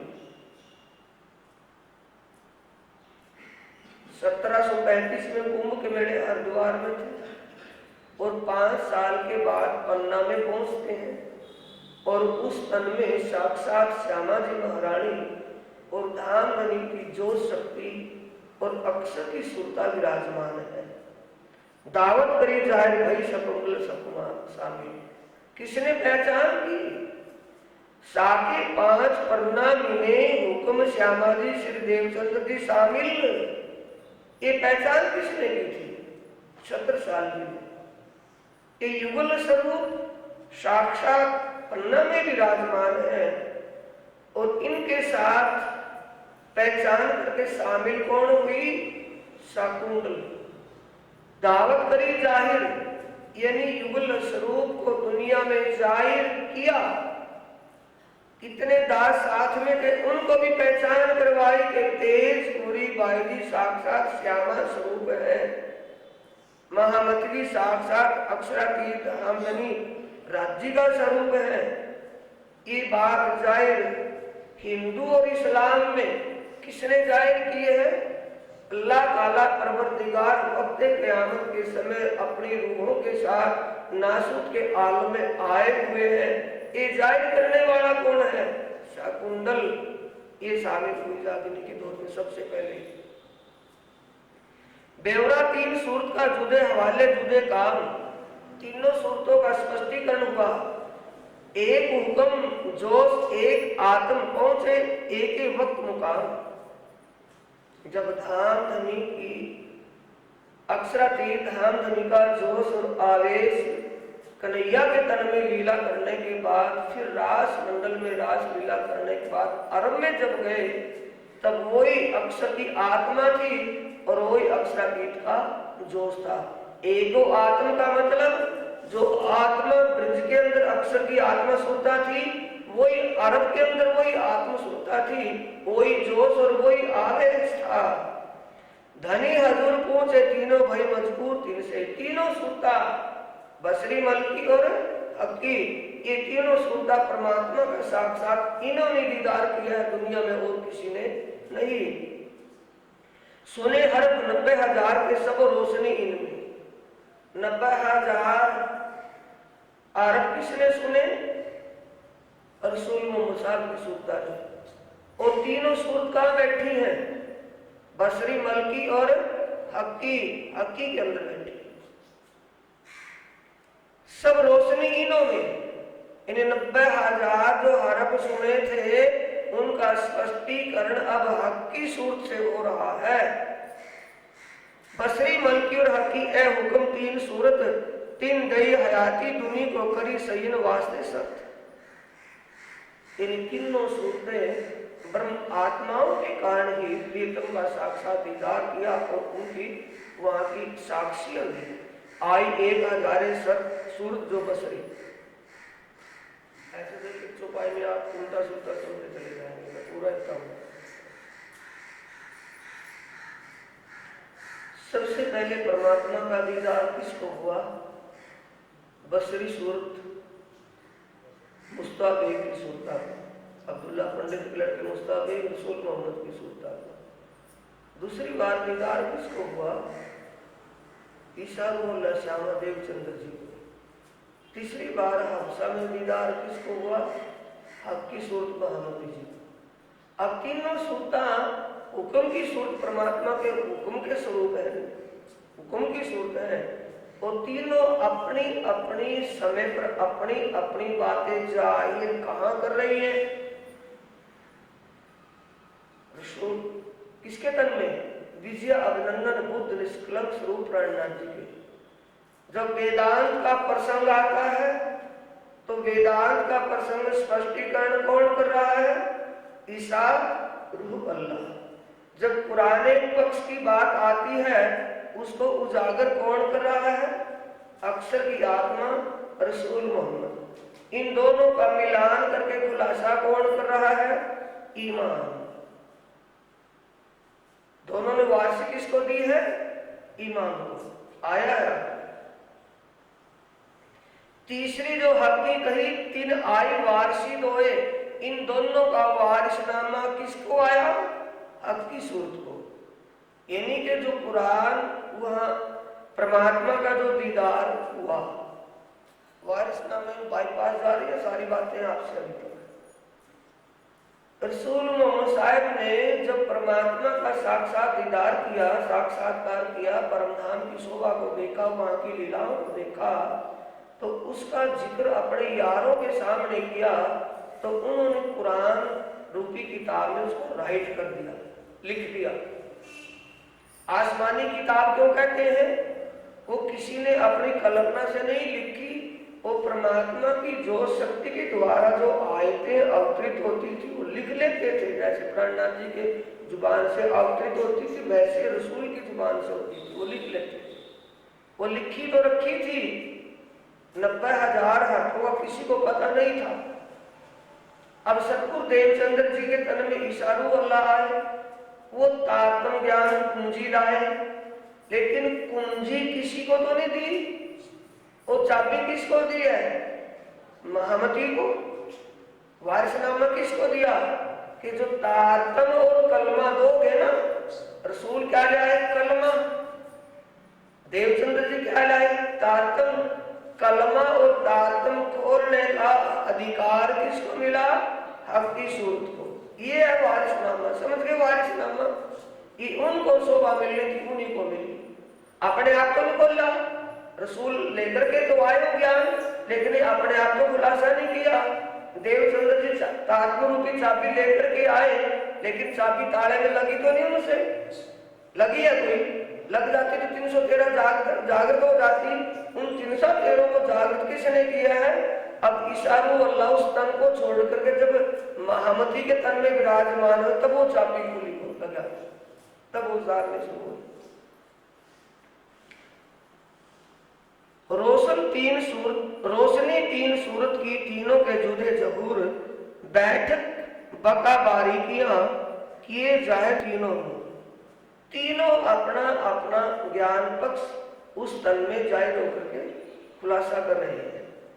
हुक्म जोश बसरी पर, वो आ गया, पहले बोल दिया।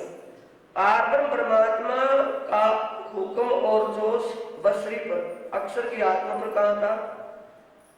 आरंभ के अंदर। रूह फूंकी मलकीनी ने, रूह अपना दिया किताब, अपनी रूह होने का किताब किसको दिया? धरो नाम पाई सुंदर, किसको दिया? श्यामा जी। सो कुंजी फुरमान की सब दिखाया हयाती आप, कुंजी फुरमान की किसको दी है? खोलने कुंजी, सभी धर्म ग्रंथों खोलने कुंजी देवचंद्र जी। हक हिकमत हकीमी ने जित आई अकल, वो सभी तालों को खोलने की चाबी, वो हिकमत युक्ति किसको बताई? तीसरी सूरत हकी ईमान को। आई अकल नूर, कौन सी अकल? निज बुद्ध, जागृत बुद्ध तो कुंजी तात्म हो गया, और निज बुद्ध जब महामती प्राणनाथ जी, महामती इंद्रावती ने अपनी सुरता को परमधाम में लगाया और परमधाम की शोभा को साक्षात देखा और उसके आनंद का अनुभव किया, वो अपने अनुभव से जो लिखा वो निजबुद्ध का ज्ञान है।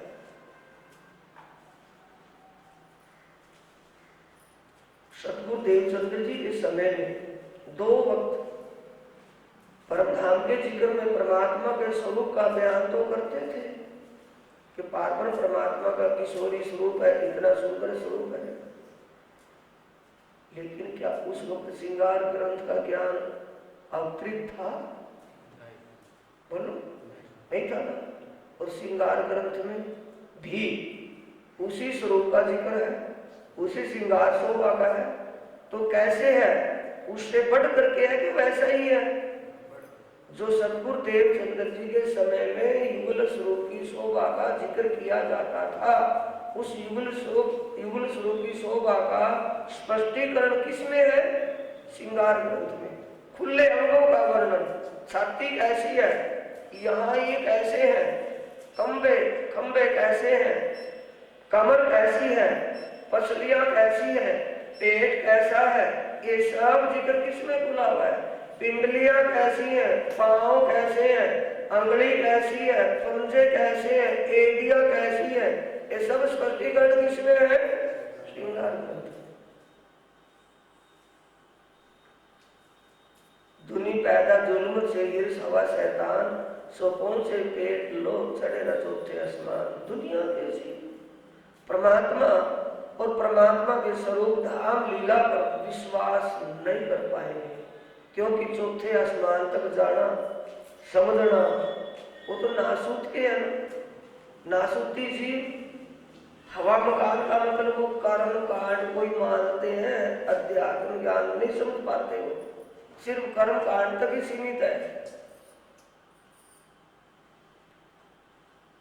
3 वजह की पैदाइश लिखी अपने कलाम रसूल मोहम्मद साहब ने, पहले ही तीन तरह की पैदाइश एक कुन से, खिलकत से और इब्तदाई से पहले लिखा है।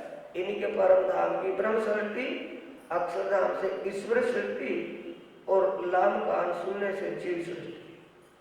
कहूं तीनों का ब्यौरा लाउड जबरूत मलकूत, फैल तीनों करते हैं बीच जमीन आसमान। तीनों की करनी, ब्रह्मात्मा की करनी रहनी, ईश्वर सृष्टि की करनी रहनी और जीव सृष्टि की करनी रहनी। तीनों के कौल फैल हाल अलग अलग है, एक जैसे तो नहीं है ना। शक्ल तो एक जैसी दिखाई देती है, खून मांस हाड़ तो एक जैसा है, लेकिन विचार उनके एक जैसे नहीं है।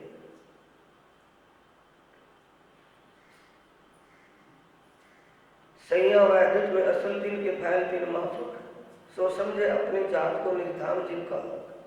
वही परमधाम की आत्मा सिर्फ अपने परमधाम की आत्माओं को समझती पहचानती है, वो लक्षण देखती हैं कि परमधाम की आत्मा है, उन्हीं को इतना एहसास होता है, जीवों को नहीं। गिरो जबरूती आए लगी इन सोबत, इनके साथ ये जबरूती जो ईश्वर सृष्टि है अक्षरधाम से कहां से आई है? ये ईश्वरी सृष्टि अक्षर ब्रह्म से जो संबंधित है, रिलेटेड है, ये कहां से अवतरित हुई है? परम धाम में जो जमुना के दूसरी तरफ रंगमहल है वहां से आई है। कहां से आई है? सत्य स्वरूप परम धाम से, योग माया से। क्योंकि परम धाम में ईश्वर सृष्टि नहीं है, योग माया से प्रकट हुई है, वो अक्षर की सूरताएं है। सो आई नूर अकल बीर सो अक्षर की निस्बत, इनकी निस्बत किससे? अक्षर से। उसकी निस्बत होने से इनको भी जागृत बुद्ध का ज्ञान मिला और ये भी जागृत बुद्ध का ज्ञान पा करके उस रास्ते पर अटूट विश्वास ईमान से खड़ी हो गई। और आम कल्प जो तीसरी मलकूती अकल, जो तीसरी जीव सृष्टि है, उनकी बुद्धि स्वपन की है। मलकूत कहते हैं बैकुंठ धाम स्वपन का। ये आगे ना चल सके, नकल की नकल, ये आगे नहीं चल सकते। यानी कर्म कांड पूरे परे की बातों में दिमाग रखने वाली परम आत्माएं परम धाम की ज्ञान चर्चा में उनकी रुचि नहीं होती। समझते हैं जीवों की रुचि क्या है? जीवों की रुचि संसार की बातों को सुनना, उरे की परे परे की उरा कहना, इसी में लगी रहती है। ये जीव सृष्टि के लक्षण है। ब्रह्म आत्मा इन बातों की तरफ ध्यान देती है, उनको सिर्फ एक परमात्मा के विषय में निमग्न रहती है। ये जीवों के लक्षण है। नकल की नकल का मतलब हम नकल, और जो पर आत्म परमधाम में परमात्मा के चरणों में बैठी है, उसकी प्रतिबिंब स्वरूपा सुरता आत्मा है, और उस आत्मा की नकल ये जीव है जो अंदर बैठा है, जिसके ऊपर आत्म शक्ति बैठी है। हुक्म के अमल में ना कोई उतरे मोमिन, ये स्पष्ट आ गया। ध्यान रखें इस बात का। हुक्म के अमल में, जब अरब में आए थे, मुस्तफा के तन में, रसूल मोहम्मद साहब के तन में अक्सर की आत्मा, धनी का हुक्म और जोश उसके अंदर विराजमान था। उस वक्त में कोई भी परमधाम की आत्मा दुनिया में नहीं आई थी। ध्यान दें इन बात पर। जब रसूल मोहम्मद साहब दुनिया में अवतरित हुए, उनकी सूरता परमात्मा के चरणों में गई, परमात्मा का दीदार किया, वहां की बातें दुनिया में कही, तो उन बातों को सुनने वाला कोई नहीं था। जहां की बात रसूल मोहम्मद साहब कह रहे थे, उन बातों को सुनने समझने वाला दुनिया में कोई नहीं था। समझ गए? तो रसूल मोहम्मद साहब के तन में श्यामा जी अकेली आ सकती है वहां से, परमधाम से। हमारे ही विद्वानों में कई विद्वानों की बुद्धि मत, उनकी अपनी बुद्धिमता ऐसी मति बुद्धि है कि वो मान रहे कि श्यामा जी पहले आई है, श्यामा जी अरब में आई थी, श्यामा जी फिर आई है। तो श्यामा जी ने अंग हो सुंदर साथ, फिर आत्माएं क्यों नहीं जाएंगी? यहाँ कह रहे हैं हुक्म के अमल में ना कोई उतरे मोमिन, कि उस समय कोई भी परमधाम की आत्मा दुनिया में नहीं थी। तो क्या अकेली श्यामा जी आ सकती है? नहीं आ सकती ना। इतना अनुभव तो अपने आप ही हो जाना चाहिए। अक्षर की आत्मा तो अकेली आ सकती है, लेकिन श्यामा जी अकेली नहीं आ सकती। अक्षर की आत्मा पर धनी का जोश और हुक्म था, तो उस समय यहाँ उनकी बातों को सुनने वाला परम धाम का कोई वारिस नहीं था। इसलिए हकीकत मार्फत की किन आगे करे रोशन, हकीकत और मार्फत की बातें किसके सामने करते वहां, जब कोई समझने वाला ही नहीं था। बेट के सामने बीन बजाए तो क्या वो लहरा समझ जाएगी कौन सा लहरा लगा हुआ है, तो इसलिए वहां कोई नहीं था। तब हर कर्म कांड के गए 30,000। तब उस समय क्या कहा, कर्म कांड में दुनिया क्या थी, बुत प्रस्ती थी, बुतों की पूजा करती थी, भरम में भटकी हुई थी। तब उनको खुदा की सूरत का बयान करके बताया कि खुदा अमृत सूरत है, खुदा वो साकार निराकार नहीं है, किशोर स्वरूप है, यहाँ नहीं है, वो दिव्य परम धाम में अर्श्य दिव्य। उनके स्वरूप का, उनकी शोभा, उनके धाम का ध्यान करते हुए 5 वक्त नमाज अदा करने के लिए कहा।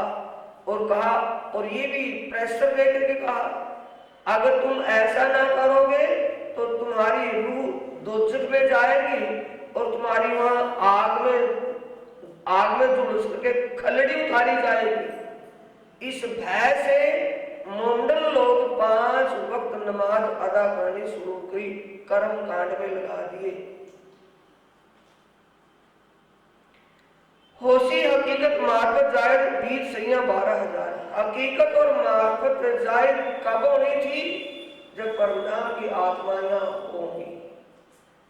ये समय पेंडिंग रख दिया था। चढ़ नासूत मलकूत छोड़ सुनने लग, चौपैया ना बोल करके थोड़े समय में आप समझने का प्रयास करें। जब रसूल मोहम्मद साहिब को उस अल्लाह ताला, उस पार ब्रह्म परमात्मा सर्वेश्वर का दर्शन हुआ, उनका दीदार हुआ, उनके लाभ पर से जिन दिव्य परमधाम में गए, तो उनकी सूरता गई है कि उनका शरीर सूरता गई है। बैठे हो यहाँ है लेकिन सूरता वहां पहुंची हुई है। तो कहां कहां को निकली होगी सूरता, सूरता कहां से कहां पहुंची है वो लिखा है। चढ़ नासूत, नासूत से सूरता जब चली मलकूत, भगवानों का लोक, सतलोक, भगवान विष्णु का बैकुंठ धाम देखते हुए, दृष्टिगोचर होते हुए शून्य को निकल गए। लाम काल निराकार को पार कर दिया। देखा नूर मुकान आगे जबरूत, योग मार्ग ब्रह्मांड देखा, छोड़ी रोशनी इन आसमान, योग मार्ग ब्रह्मांड को छोड़ करके जब आगे बढ़े, इथे आया इस बैठे 3 तख्त। जैसे वो सतस्वरूप धाम में गए, अब सामने परम धाम दिखाई दे रहा है उनको, लक्ष्य आगे है, अभी मंजिल तय करनी बाकी है। तो परम धाम में इश्क और प्रेम की, इश्क और आनंद की लीला है। बिना इश्क के परम धाम में एंट्री नहीं हो सकती। अब वो कौन है, सत्ता के स्वरूप है, अक्षर की आत्मा ही है ना। रसूल मोहम्मद का मतलब अक्षर की सूरता, अक्षर की आत्म सूरता। वो एंट्री कैसे करेगी आगे ईश्वर की लीला में। अब वहां क्या चाहिए, ईश्वर का ही बल।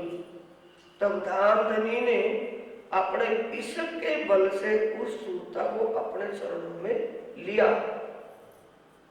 इत्ते आया इश्क, बैठे 3 तख्त, रब रब का तख्त, ईश्वर का तख्त। तख्त का मतलब ईश्वर का बल आया, नहीं समझ। अब यहां तक सत्स्वरूप तक तो वो अपने आत्म बल से चले गए। आगे प्रेम का बल चाहिए था, ईश्वर का बल। और ईश्वर को प्रेम का बल क्या है, जब देखो ये बीच में थोड़ी सी दूरी रह गई, आगे परम धाम, यहां तक वो सत्स्वरूप धाम तक पहुंच गए। आगे जाने के लिए उनके दिल में, उनकी अंतरात्मा में इतनी तड़प है कि कुछ भी हो, कितनी बेचैनी है। ओ जब बेचैनी उनके अंदर तड़प, बेशुमार तड़प बड़ी, तो धनी ने उसकी आत्मा को अंदर खींच लिया। ये शब्द कि मुझे बस वो चाहिए, कुछ नहीं, मुझे वो चाहिए, मुझे कुछ नहीं, मुझे वो चाहिए, मुझे कुछ नहीं। ये जब दिल में आया, ये सूरता, अक्सर की सूरता में, रसूल की सूरता में ये भाव आया, तो आगे चले पहुंचे अर्श अजीम में, ता देखी हक सूरतवा, साक्षात उस प्रीतम प्रवृत्तिगार का दर्शन किया। देखा मिलावा धनी का रूए 12,000 आत्माएं चारों तरफों घेर करके बैठी हैं और चुप बैठी है, मौन बैठी है। तब रसूल की सूरता ने उस परवरदिगार परमात्मा से, पारब्रह्म से कहा कि मोतियों के जैसी इन आत्मा, मोती के मुख पर कुलूप क्यों है? समझ रहे साथी? यहां तो चेहरे, ये फेस, इसका रंग काला पीला कैसा, चेहरा गोल लंबा पतला कैसा, वहां एक ही रूप है। ऐसा लगता है जैसे एक तरफ आत्मा को देखेंगे तो दूसरे को देखेंगे, दूसरे क्या लगेगा कि ये आत्मा वहां कैसे आ गई, वहां देखेंगे तो ये आत्मा यहां कैसे आ गई। इनकी सभी की आकृति एक ही जैसी है, एक ही जैसा स्वरूप शोभा श्रृंगार है। तो मोती, सच्चा मोती होता है तो सच्चा मोती कितना साफ सुंदर लगता है। तो मोतियों के समान तुलना करें और सुरमा मुसाफिर कि इन मोतियों के मुख पर ताड़ा, यानी मोतियों समान ही छुप क्यों बैठी है, ये लड़कियां छुप क्यों बैठी है मोतियों के समान। तब खुदा ने कहा कि इनसे गुनाह हो गया है, कि इनसे गुनाह, क्या इस लाहुत में भी गुनाह हो जाता है कि हाँ इनसे तो हुआ है। क्या गुनाह हुआ है कि मेरे प्रेम को बिसरा करके इन्होंने दुख का खेल मांगा है। गुनाह हो गया ना। परमात्मा का जो प्रेम है, परमात्मा का जो आनंद है, उसको तो हल्का समझ लिया और इस स्वप्न के खेल को भारी समझ लिया। समझ गए ना? प्रियतम की लीला को हल्का समझना क्या हो गया? गुनाह। और स्वप्न के खेल को भारी समझना क्या हो गया? गुनाह। कि इनसे गुनाह हो गया है, कि इनका ताड़ा कब खुलेगा, इनकी जुबान कब खुलेगी, कि जब ये उस खेल को देख करके तुलना कर लेगी, आप बताएंगी आकर के क्या था और क्या ये है। समझ गए? कि इनकी जुबान कब खुलेगी? जब ये कंपैरिजन कर लेगी। ये उस दुनिया में जाकर के, अभी ये गई है ब्रज और रास की लीला में गई थी, 2 बार जा चुकी है, लेकिन 2 बार में संतुष्टि नहीं हुई। इनको पता नहीं चला यहाँ वहां की लीला का। अब की बार इनको पता चलेगा यहाँ क्या है और वहां क्या है।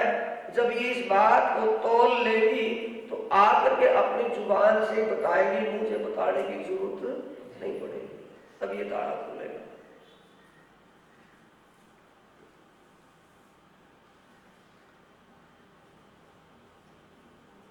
हो जोए बाग जानो देखी हक मौलात, पाई माफक शायदी जो जाहिर करी बात। पाई माफक शायदी इसमें छिपा हुआ है। अब कैसे बोलेगा अर्थ को इसको वाला? जो शब्द का अर्थ लगाने वाला विद्वान होगा कोई, तो क्या कर लेगा इसमें? तीसरे चरण में आया है, ओज जोए बाग जानवर देखी हक मौलात। पार ब्रह्म परमात्मा के दिव्य परम धाम में जमुना जी रंगमहल के सामने जो बह रही है, दक्षिण दिशा में होजगोसर तालाब लहरा रहा है। वहां बाग बगीचे, उनमें जानवर घूम रहे हैं। अनेकों प्रकार की मोहलातें सामने खड़ी हैं। वनों की मोहलात, अनेक प्रकार की जुबेरों की मोहलात, ये सारी मोहलातें देखी। पाई माफक शायदी, जो देखा उसकी साक्षी गवाही कैसे मिली? जब होजगोसर तालाब में उन्होंने अपने हाथ दिए और पानी अच्छा और ठंडा बढ़िया लगा, वहां गया कौन है? सुरता गई है, उसका ध्यान ही तो गया है। हाथ तो यही है ना रसूल मोहम्मद का, जब शरीर यही है तो हाथ कौन से दिए? उसको ये एहसास हो रहा है कि मैं इसमें हाथ दे रहा हूं। सुरता के ही हाथ गए वहां, शरीर के तो नहीं। जब सुरता ध्यान खुला तो उन हाथों में जो भीनी भीनी सुगंध आ रही थी जो उस तालाब के जल की थी। तब आत्मा ने गवाही दे दी कि मैं ये सपना नहीं देख रहा था, ये मैं साक्षात प्रियतम का दीदार कर रहा था, ये प्रीतम के धाम की लीला को देख रहा था। तो ये आया है पाई माफक शायदी, जो जाहिर करी बात जो उन्होंने बताया, तब बताया उसका प्रैक्टिकल हो गया कि मैंने साक्षात दर्शन किया है, मैंने सपना नहीं देखा। ध्यान देंगे सुंदर साथी, ये बाणी भरम हटा रही है कि भरम लगा रही है? हम सोचे कि भी सुपने में दर्शन हो गए थे, और सुपने में तो सुपने के दर्शन होंगे, साक्षात के दर्शन नहीं होंगे। अगर साक्षात के दर्शन होंगे तो कौन सी गति होगी? जैसे रसूल मोहम्मद के हाथों से सुगंध आ रही थी, पता लग गया कि यहाँ की सुगंध नहीं है। जैसे सेंट छिड़का हुआ हाथों में, तो ऐसी सुगंध उस पानी में से आ रही थी। देवचंद्र जी को शायद ये कब मिली? जब वो ध्यान भोग लगा करके ध्यान में बैठे थे और उनकी सुरता अखंड ब्रिज में गई, ब्रिज मंडल में यशोदा के घर, और फिर कन्हैया से मिली। और बात जब आजी घूंघरियों का प्रसाद खाने की कि करो शुरू। अब देवचंद्र जी ध्यान में बैठे हैं कि भोजन खा रहे हैं? ध्यान में बैठे हैं। जब देवचंद्र जी ने ये विचार किया, अभी जब कन्हैया तो कह रहे हैं देवचंद्र जी को तुम शुरू करो, देवचंद्र जी कह रहे कन्हैया को तुम शुरू करो। अब शुरू की बात में जब देवचंद्र जी ने हाथ उठाया और नीचे भोजन उठाने के लिए हाथ किया, बैठे तो ध्यान में थे, तो हाथ स्वाति मुद्रा में थे, और स्वाति मुद्रा से हाथ हट करके जब नीचे जमीन में लगा, तो जमीन में कहाँ लगा? पत्तल पर। वही पत्तल जो वहां भोजन की परोसी हुई थी, वो प्रसाद समेत पत्तल कहाँ रखी है? इस दुनिया में अपने सामने। तो विश्वास होगा या नहीं होगा कि ना भी ये सपना नहीं था, तो साक्षात प्रसाद भी रखा है। ओ आज तो मुझे अपनी आत्मा में सच्चे मालिक के दर्शन हुए हैं। ये आड़ी खाई लीला क्यों की? विश्वास दिलाने के लिए। अब विश्वास दिलाने के लिए क्या भेजा? उपहार, ये वाणी। इस वाणी से हमें अनुभव हो जाएगा कि हमें दर्शन हो गया या होना बाकी है। किसी को पूछने की जरूरत नहीं है, कोई आड़ी का लीला की जरूरत नहीं है, प्रत्यक्ष की लीला है। प्रत्यक्ष में प्रमाण की जरूरत नहीं होती।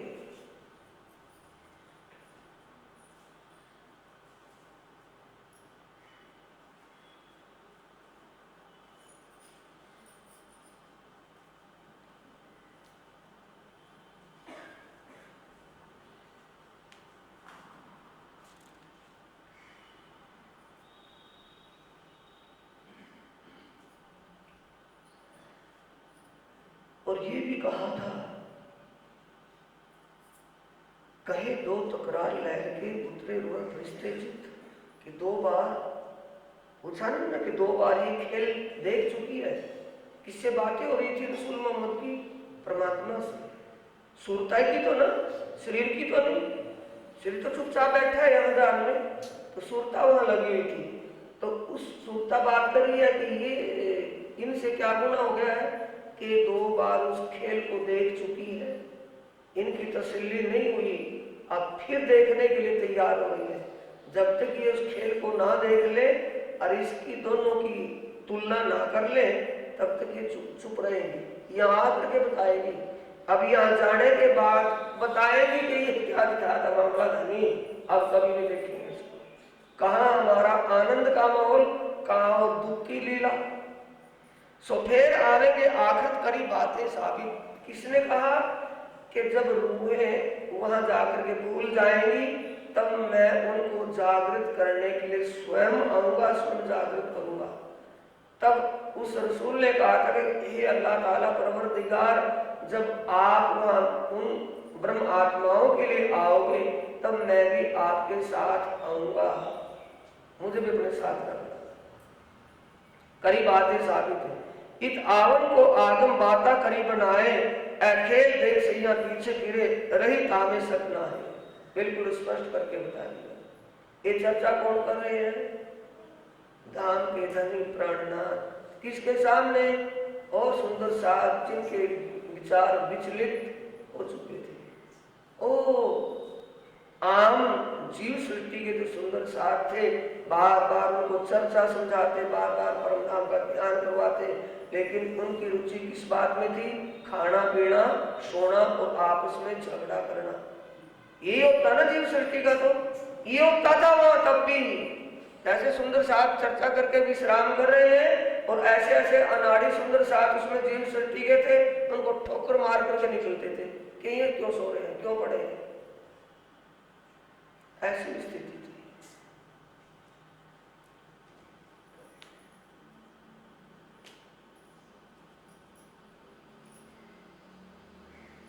सेवा सिक्त मोमिन की पहुंच तय सब हक। ये आ गया चौपाई में। सेवा सिक्त मोमिन की, ब्रह्म आत्मा की महिमा का गायन या ब्रह्म आत्मा की सेवा सब परमात्मा को ही स्वीकार हो जाती है। इन्हीं के ब्रह्म मुनि ब्रह्म आत्मा की सेवा और सिद्ध करी गई, तो ये समझो परमात्मा की सिद्ध करी है, परमात्मा की महिमा गाई है। नहीं समझ बात। सेवा सिद्ध मोमिन की पहुंचत है सब हक। सब हक किसको पहुंचती है? परमात्मा को। और ब्रह्म मुनि दोनों एक समान है। इन समान बंदगी नहीं कोई मुजरक, इस जैसी कोई भी बंदगी नहीं है।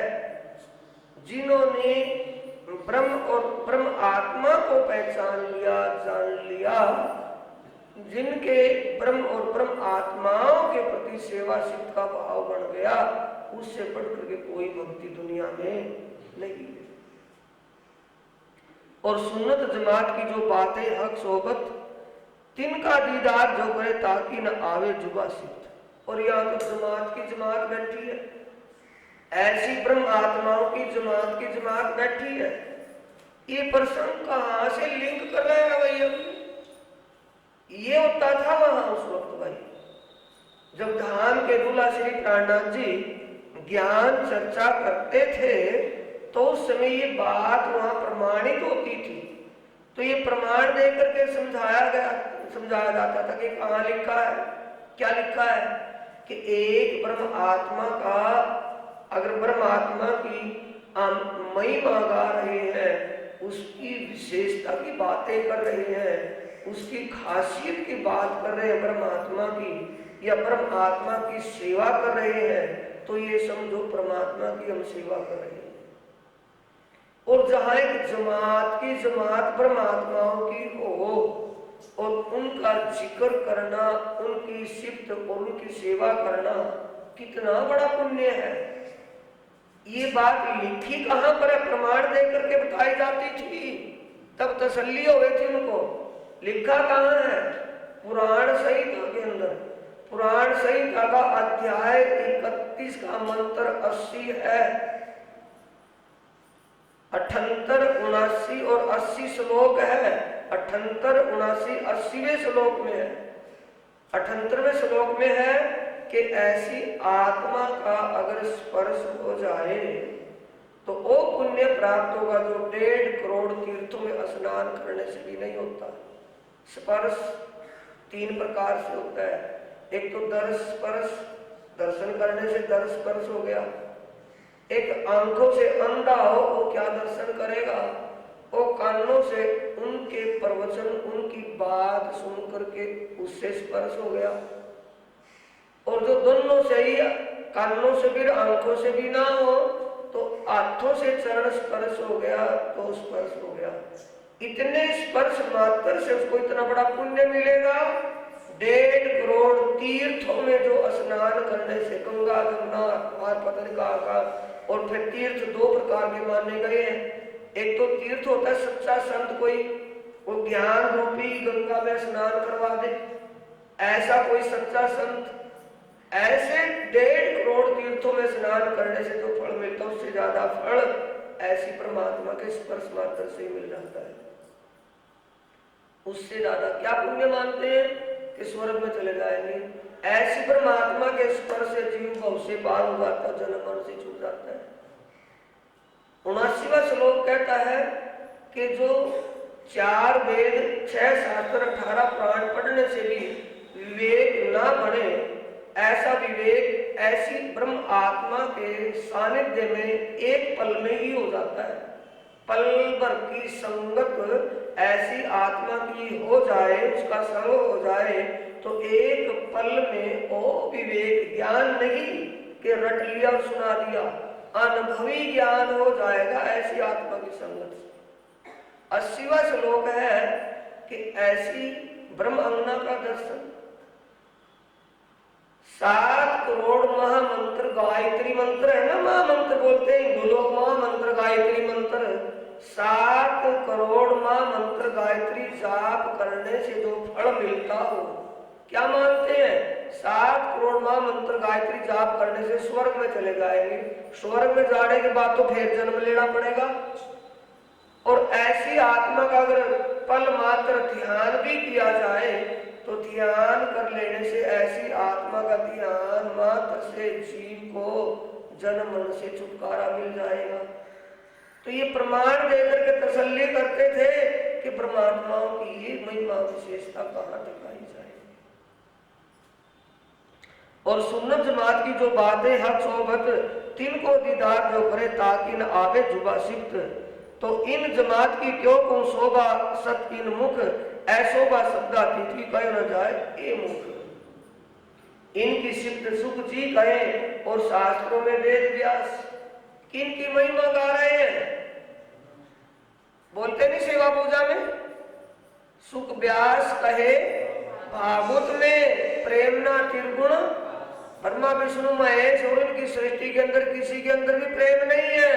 प्रेम बसे ब्रह्म सृष्टि में जो खेली ब्रिज और राजगुण के अंदर प्रेम है और इनके अंदर प्रेम नहीं है। प्रेम क्या है? Love is God, God is love. प्रेम ही ब्रह्म है, ब्रह्म ही प्रेम है। परमात्मा की शोभा इन आत्माओं के दिलों में होती है और किसी के दिल में नहीं होती। ये सिद्ध इनके शास्त्रों में पहले से। त्रिगुण अपने चित्त में राखे रज की राखे आस, त्रिदेवा भगवान शंकर, भगवान विष्णु और ब्रह्मा आदि ऐसी आत्माओं की चरणों की धूल के लिए इच्छा रखते कि इनकी चरणों की धूल हमें मिल जाए, हम भी पवित्र हो जाएंगे, हमारा भी कल्याण हो जाए। ऐसी आत्माएं वहां तो साथियों ध्यान देंगे, ऐसी आत्माएं और वो पार ब्रह्म परमात्मा जिस धरती पर वहां घूमने फिरे होंगे 11 साल 20 साल 10 साल जितने भी वहां रुके, तो भूमि पवित्र है, वो ऐसी है जैसी हमारी है। बोलो, जिनके चरण स्पर्श से, जिनकी चरणों की धूली भगवान भी चाहते हैं और उनकी चरण धूली वहां घूमने फिरे और वहां जिसको बसेरा मिल जाए, वहां सेवा मिल जाए, वो सेवा उसकी धन्य धन्य है कि वैसे ही रह जाएगा। ये हुआ।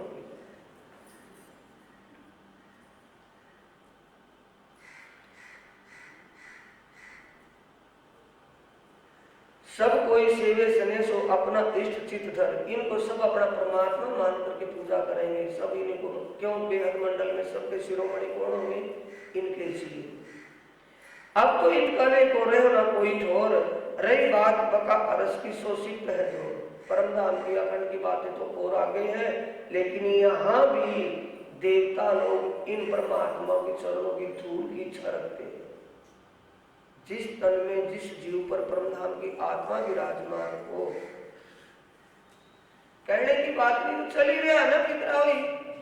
सतगुरु देवचंद्र जब बाल अवस्था में मंदिर में पूजा करते थे, घर के सामने राधा कृष्ण मंदिर था, लोग प्रसाद लेकर के आते थे। मूर्ति राधा कृष्ण कौन सी थी? पत्थर की, और उसके मुख को भोग लगाते थे कि भोग लगावेंगे भगवान को, और पत्थर खाएगा थोड़ी, और वो नीचे गिर जाता था। जब वो पूजा सेवा करने वाले सेवक चले जाते थे तब देवचंद्र जी सोचते थे कि भाई भगवान इनसे नाराज है, इनके खाने से खाता नहीं। अब मैं देखता हूँ भगवान मेरे से भी नाराज है क्या।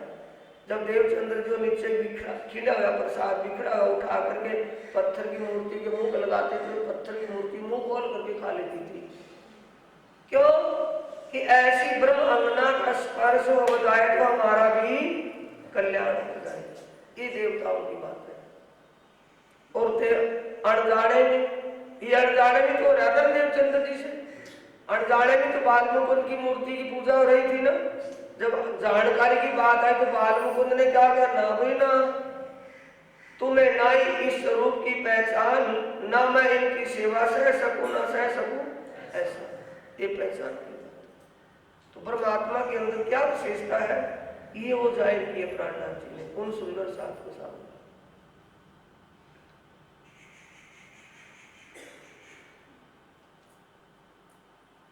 अक्षर ठोर अखंड जो जाके पल में पैदा गई। अब पैदा अक्षर ब्रह्म जो अखंड परम धाम में विराजमान है, जिसके पाओ पल में अनेक ब्रह्मांड बढ़ते मिटते हैं, वो अक्षर ब्रह्म भी इन आत्माओं के दर्शनों की इच्छा रखता है। और इससे ज्यादा बोलो, इससे ज्यादा क्या कहना है। अतिदेवा तो पता नहीं कितने बढ़ते हैं अक्षर भगवान के सोचने से ही बेहिसाब, ब्रह्मा विष्णु महेश शंकर नारायण बढ़ते गायत्री ज्योति। और वो नारायण वो भगवान वो अक्षर ब्रह्म जिसके विचारने से बढ़ते हैं, वो अक्षर ब्रह्म भी इन आत्माओं की दर्शनों की इच्छा हर पल दिल में रखता है, दर्शन मिल जाए तो महिमा। ब्रह्म मुनि ब्रह्म समाना हो गया कि कम रहा है, बोलो ब्रह्म मुनि ब्रह्म समाना, ब्रह्म अंगना ब्रह्म के समान है। राज्य से आत्मा और राज्य में कोई भेद नहीं है।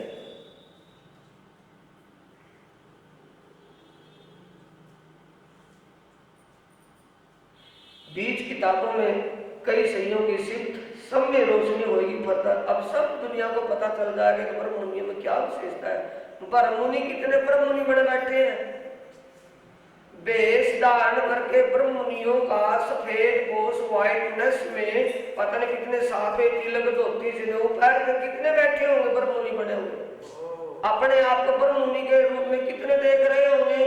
तो अब उनकी तुलना, अब समय आ गया तराजू होने का कि पता लगा कौन है ब्रह्म मुनि, क्योंकि अब उनकी पहचान हो चुकी है।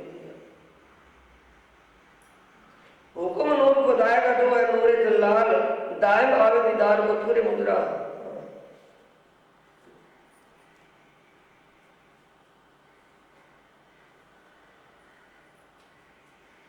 तिलहक का महबूब मोहम्मद अलैहिस्सलाम जो पारब्रह्म प्रियतम को अपने मासूम मानकर के दर्शन करने के लिए आते हैं, अक्षर ब्रह्म सो आया गिरो वास्ते रसूल अपना नाम। अक्षर की आत्मा रसूल मोहम्मद साहब बनकर के दुनिया में जो संदेश लेकर के आया परमात्मा का, वो भी किन के लिए आए, अक्षर को किसके लिए भेजा है।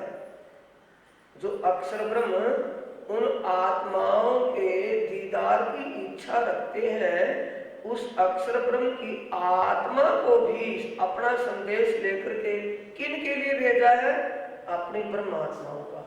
यानी आत्माओं का संदेश वाहक कौन है, अक्षर ब्रह्म। इससे ज्यादा क्या होगा।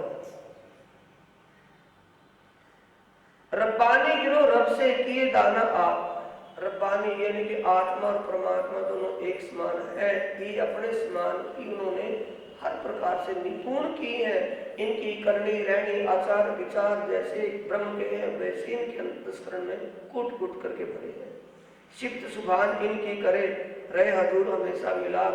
प्रीतम धाम में स्वयं इनकी महिमा का बखान कर रहे हैं। कहाँ कर रहे हैं, सभी धर्म ग्रंथों में किसके आदेश से हुआ है ये, प्रीतम धाम। सभी धर्म ग्रंथों में इन परमात्माओं की महिमा का बखान है। ये प्रीतम की आवाज का बखान है। यही ओलिया लीला के खुदा के दोस्त, इनको परमात्मा अपने खास दोस्त का है। दोस्त तो यहाँ की जुबान से क्या, उनके हृदय स्वरूप है। जो परमात्मा की हृदय स्वरूपा होगी तो परमात्मा में उसमें क्या भेद है।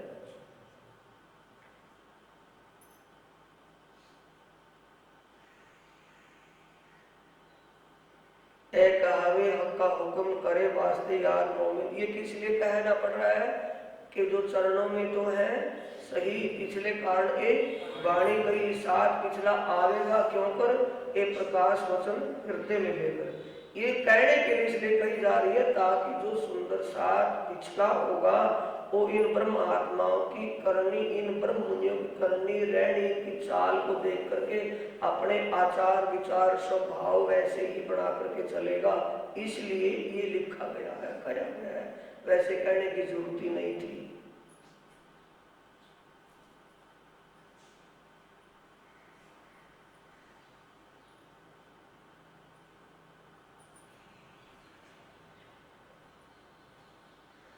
तब शोर पड़ा आलम में दौड़ी सब खल। इस प्रकार जब ब्रह्म ज्ञान का प्रकाश प्रकाशित हुआ तो सब दुनिया इस सत्य ज्ञान को ग्रहण करने के लिए सड़बड़ाहट हो गया, सब दौड़ने लगे।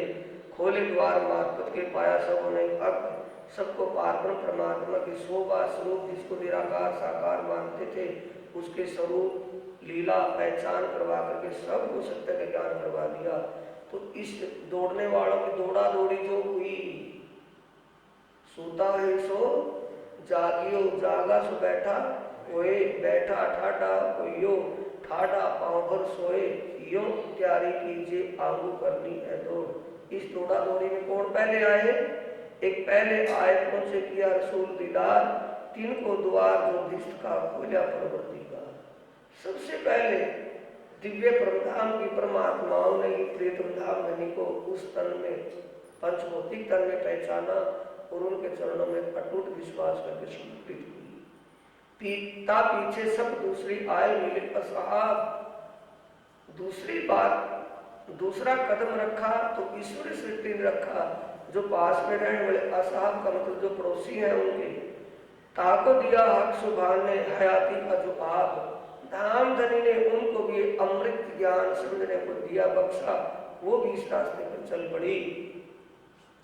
तीसरी सब जो आई तीन पूछा असहाब, तीसरी सब जो आई, तीसरी सब, तीसरी कौन सी, तीसरा समूह कौन सा आता है? जीव सृष्टि का। तीन पूछा असहब देखन हार, असहब का मतलब ईश्वरी सृष्टि को।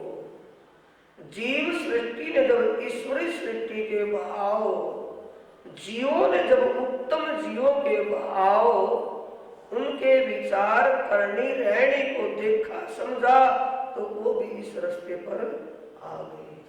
उनका स्वभाव कौन सा है? जीवों का देखा देखी, केड़ा वेड़ी ऊंट कतार, वो उस रास्ते पर चलने वाले हैं। सौर बड़ा संसार में तब भया है ख्याल, फरिश्ते सब पीछे फिरे नींद उड़ी नूरे जल्लाल। किसकी नींद दूर हो गई है? और नींद किसको आई हुई है? नूरे जलाल अक्षर ब्रह्म को। कौन सी नींद थी? कि प्रीतम धाम धनी की आनंदमयी लीला को मैं कब और कैसे मन भर करके देखूं।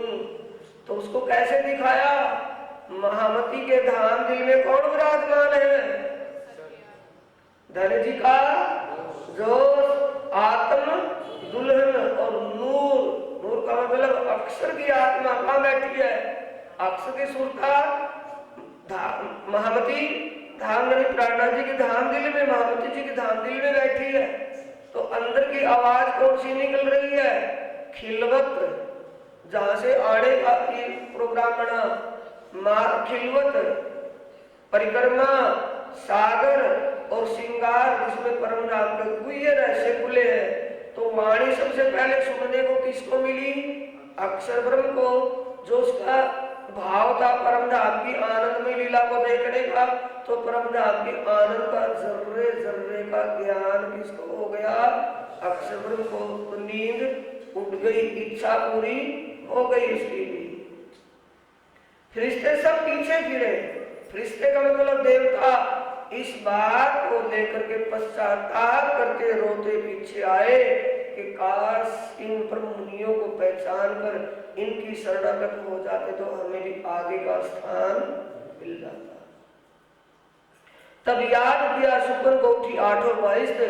स्वप्न को किसने याद किया? नींद किसको आई हुई थी? अक्षर ब्रह्म को, जो स्वप्न दिख रहा था वो परम धाम की लीला स्वप्न में यहाँ पता लगा है ना, तो स्वप्ने की इन बातों को याद करने लगा जागृत होने के बाद, तो ये स्वप्ने की लीला उसके हृदय में अखंड हो गई। नूर की नजरों चढ़े करके याद हो कष्ट, सैया अपने महल में पहुंचे नूर जमाल, खेल देख पीछे फिरे हुए खुशहाल। श्री महामत कहे ऐ मोमिनो सुनियो मंगलाचरण, अपनी बीतक देखियो सुनियो दोए स्वर्ण। ये मंगलाचरण हुआ है। आगे ओ प्रीतम धाम के दूल्हा प्राणनाथ के स्वरूप की पहचान करके जो सुंदर साथ अपने आत्म भाव से सेवा करते हैं, ये अपनी बीतक देखियो। फिर आ गया ना यहाँ, सबसे पहले शुरू में आया था, शुरू में पहला प्रकरण था ना भविष्य पुराण में, राजा कई उपचार वचन है वेद व्यास के ताको करो विचार। उसकी लास्ट सफाई क्या कहती है? श्री महामत कहे ए साथ जी शास्त्र कहे यो कर, आगे अपनी बीतक सो लीजियो चित धर। एक तो वहां आया अपनी बीतक चित धरने के लिए, अब एक यहाँ आया है अपनी बीतक देखियो सुनियो दो स्वर। दोनों कानों से, एक कान पर बंद कर ले, एक कान से, दोनों कानों का मतलब अंदर बाहर से, अंतस्करण से सुनना, बाहर के कानों से ही नहीं, बाहर के बाह्य कानों से सुनना और अंतस्करण कानों से सुन करके विचार करना, गौर करना। किस बात पर? कि तुम्हारे भाव ऐसे हैं या नहीं। भाव से खरीदा जाएगा, बिना भाव से मिलने वाला नहीं है। इसलिए कह रहे पहले सत्र कर रहे हैं कि आगे जो अब चलेगी सेवा की लीला, अब उसमें देखना, कंपैरिजन करना कि हम कहाँ और वो कहाँ। तभी हम ब्रह्म मुनियों की जमात में हो सकते, अगर हमारी करनी रहनी उनके समान हो तब। बोलो श्री प्राणनाथ प्यारे की जय, श्री सद्गुरु महाराज की। चौपाई दोहराएंगे। श्री महमत कहे ए मोमिनो सुनियो मंगलाचरण, अपनी बीतक देखियो सुनियो दोए स्वर्ण, सुनियो दोए स्वर्ण, सुनियो दोए स्वर्ण। बोलो श्री प्राणनाथ प्यारे की, श्री सद्गुरु महाराज की प्रणाम।